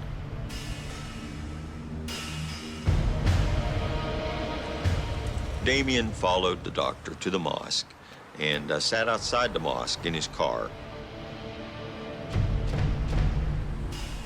Damien was talking to Donna by cell phone during this whole thing, waiting for a chance to shoot him. And he was going to basically kill him on the street.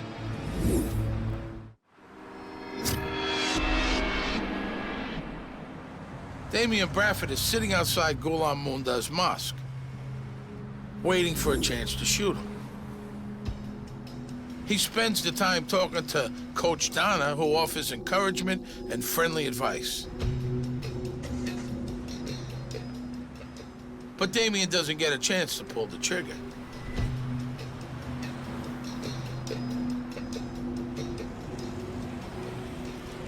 Apparently, there was no clear shot available. There was just never seemed to be the right opportunity. The situation just never felt right. So Damien follows Ghulam back to his office.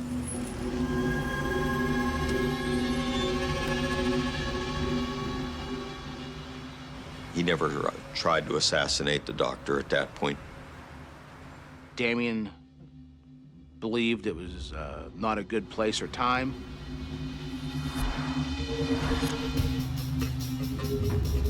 So the mosque plan is a bust, but Damien has another idea. He went back to the house to see Donna Munda. Damien said, why don't we just do it right here when the doctor comes home that very night? And Donna said, no, but we're going to Toledo pretty soon. We'll set something up then. Donna and her mother and Dr. Munda were planning on a car trip to Toledo, Ohio, to look at a house that Dr. Munda's nephew was interested in buying. Donna had established this is the opportunity when Damien could kill Dr. Munda. All the time Donna Munda was plotting her husband's murder, she played the role of the happy wife at home and in public. And even though Ghulam knew about his wife's affair with Damien, he never let the facade of happy contentment drop, not even to their closest friends.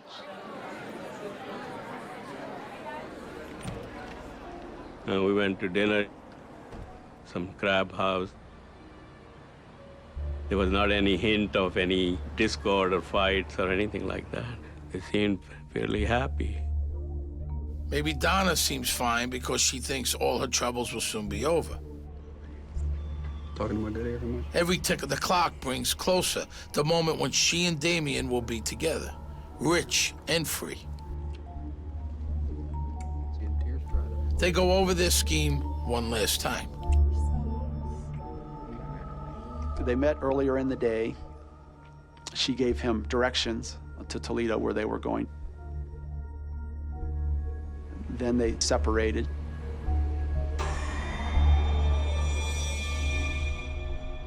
Donna and Damien now have a plan they're convinced will work. An ambush disguised to look like a robbery.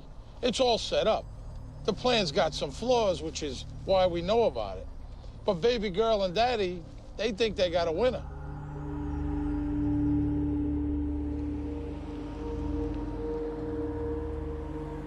The night before the trip, Donna and Damien text furiously back and forth, like always.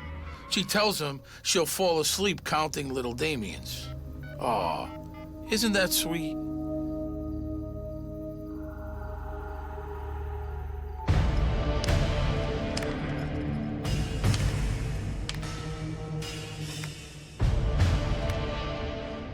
May 2005. It's Friday the 13th. Damien is dressed all in black, dressed in a hoodie over his head, has a baseball cap on, a black shirt, pants, the whole 9 yards.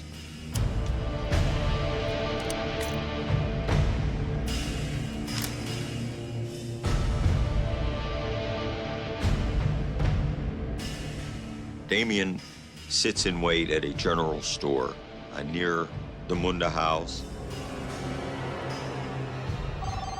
She sent some text messages that seemed innocuous enough, but were signals that they were leaving.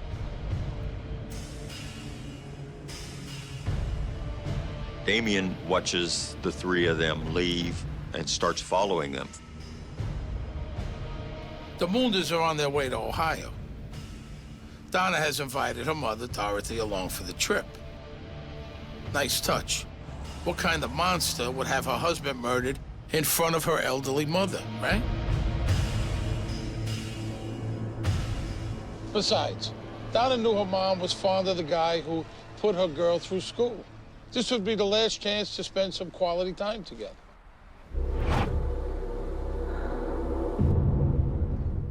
Donna and Damien haven't planned out a location for the hit. At some point, the Munda's Jag will just pull off the road. And Damien will have to wing it. At first, Ghulam's at the wheel. About an hour in, he makes a stop.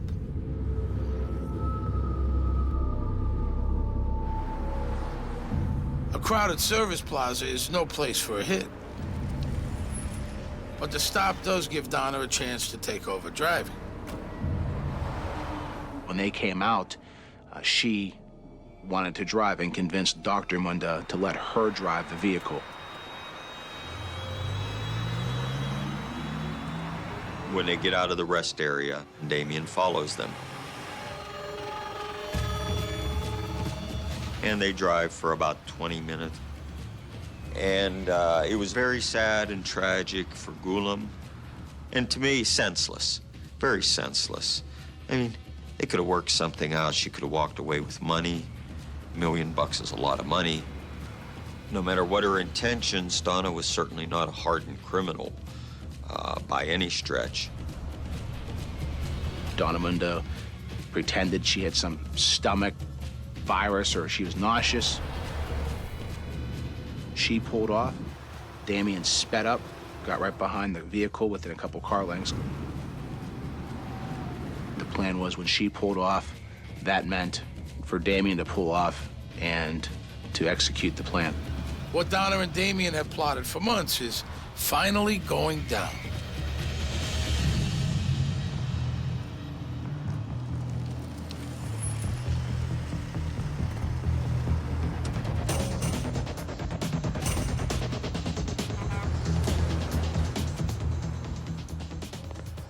Dr. Munda was on his way out of the vehicle. Get back in the car. Damien at gunpoint ordered him back in the vehicle, demanded Dr. Munda's wallet. Ghulam was very scared. There was fear in his face. He did not resist in any way, shape, or form. Just followed orders, gave him his wallet with about $3,000 in it in cash.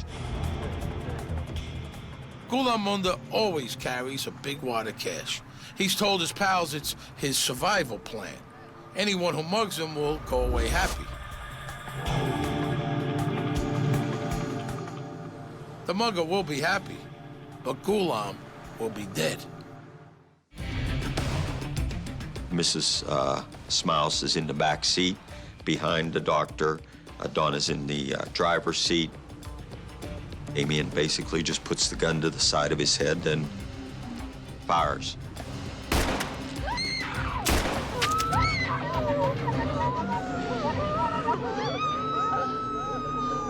Oh, God.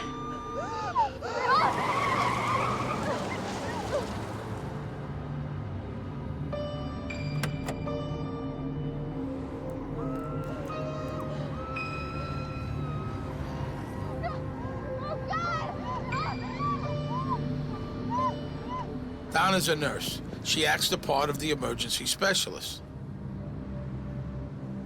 Donna's doing CPR on the doctor. Dr. Munda's dead. For all intents and purposes, probably as soon as the bullet hit him, the bullet hits him right up here. Didn't have a chance.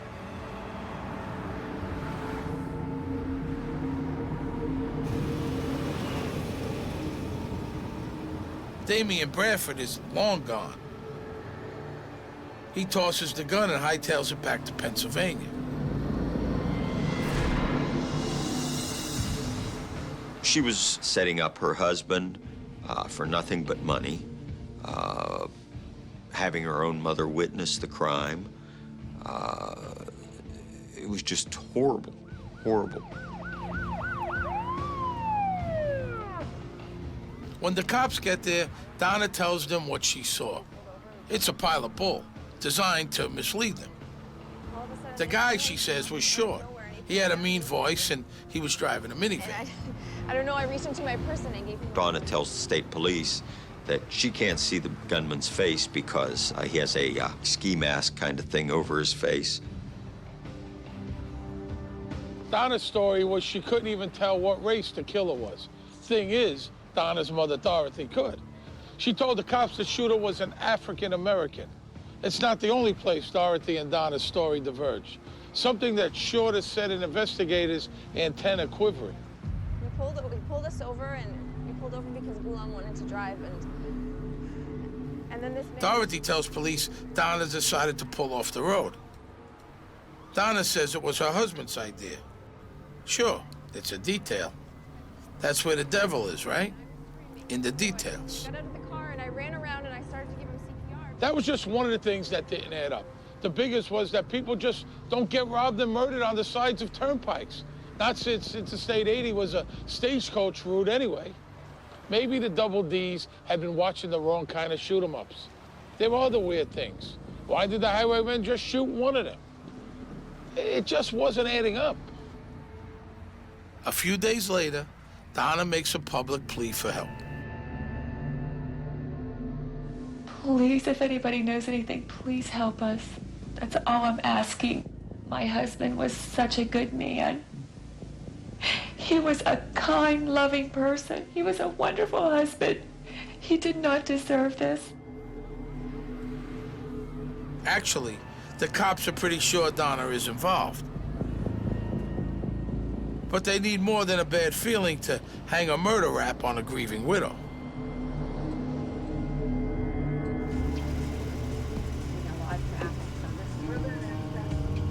The break comes a week later. The cops get an anonymous call from someone who's sure Donna's dirty. Yep, Charlene's back. Hi, I have some information. Charlene calls the state police, tells them about Donna. I'd rather not give that out. She doesn't tell her police who she is, but, you know, they figure that out pretty quick. I have information about a murder that happened on the highway. Tells them where Damien lives, the whole 9 yards. Charlene got the ball rolling. Actually, Charlene wants to sink Donna. But investigators link Donna to Damien, and he's the one who gets snagged. The cops hit Damien's apartment. It's big news. Investigators obtained the search warrant because they say Bradford is a person of interest in the shooting death of Dr. Ghulam Munda. The evidence in his apartment bloody clothes, cell phone bills, and Ghulam's money is more than enough to bring him in. Damien knows that Donna's got his back, just like she promised. He was counting on her to testify that it wasn't him. She was his star witness. They had the text messages. They weren't going to deny the affair. The affair was what it was. While Damien sits in jail, the cops keep building their case. In a bit of a technical coup, they actually map out exactly where Donna and Damien's cell phones were in the hours leading up to the hit. Damien's only chance is that his baby girl will rescue her daddy. So Damien had to hope that Donna was going to stick to the plan and testify on his behalf and say it wasn't him. But she chose not to testify. Damien took that as a message of every man for himself. So, Damien cut a deal. He admitted to killing Ghulam Munda, and he agreed to testify against Donna. When she went to trial, Damien was the prosecution's star witness, and as you can imagine, the media went ballistic. There was a lot of interest in this case from the get-go because it had everything. I mean, it had sex, drugs, and rock and roll. There was a lot of questions of, what's going on here. And it was very, very far leap to go from, all right, so they're not getting along very well, to her actually wanting him dead. People are still grappling with that question. I don't know that there's an answer to it. To our eyes, at least from my personal perspective, I mean, if anybody asked me at that time, I would say they're crazy to even mention it or even think of it, that she was anyway involved in that. Till that day, we were giving her benefit of doubt. We were very sympathetic. Then it turned into a complete hate. The verdict?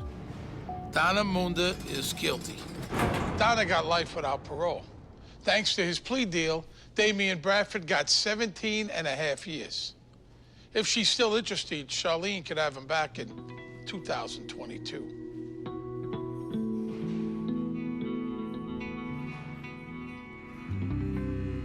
Donna had it all. Millionaire's wife, family, friends. She lost it all. She has nothing. She has no money. She's in jail for the rest of her life. The Donna that I've always known and loved and still know and love to this day and keep in touch with, it would be unfathomable for me to think that she could have ever masterminded or planned anything that would harm Ghulam in any way. And he was a dear friend, like my brother, and so I really miss him deeply, So it's very senseless. For what? Who gained anything? Nobody won. It's never made sense to anybody but Donna and Damien. There was another path, less traveled by, but people take it every day. Donna and Damien were on the road to recovery. They got turned around. They had their eyes on the wrong prize. They might recover from their addictions, maybe they already have. But Ghulam Munda never will. He never even had the chance to understand what was happening. To him, it was just a senseless crime.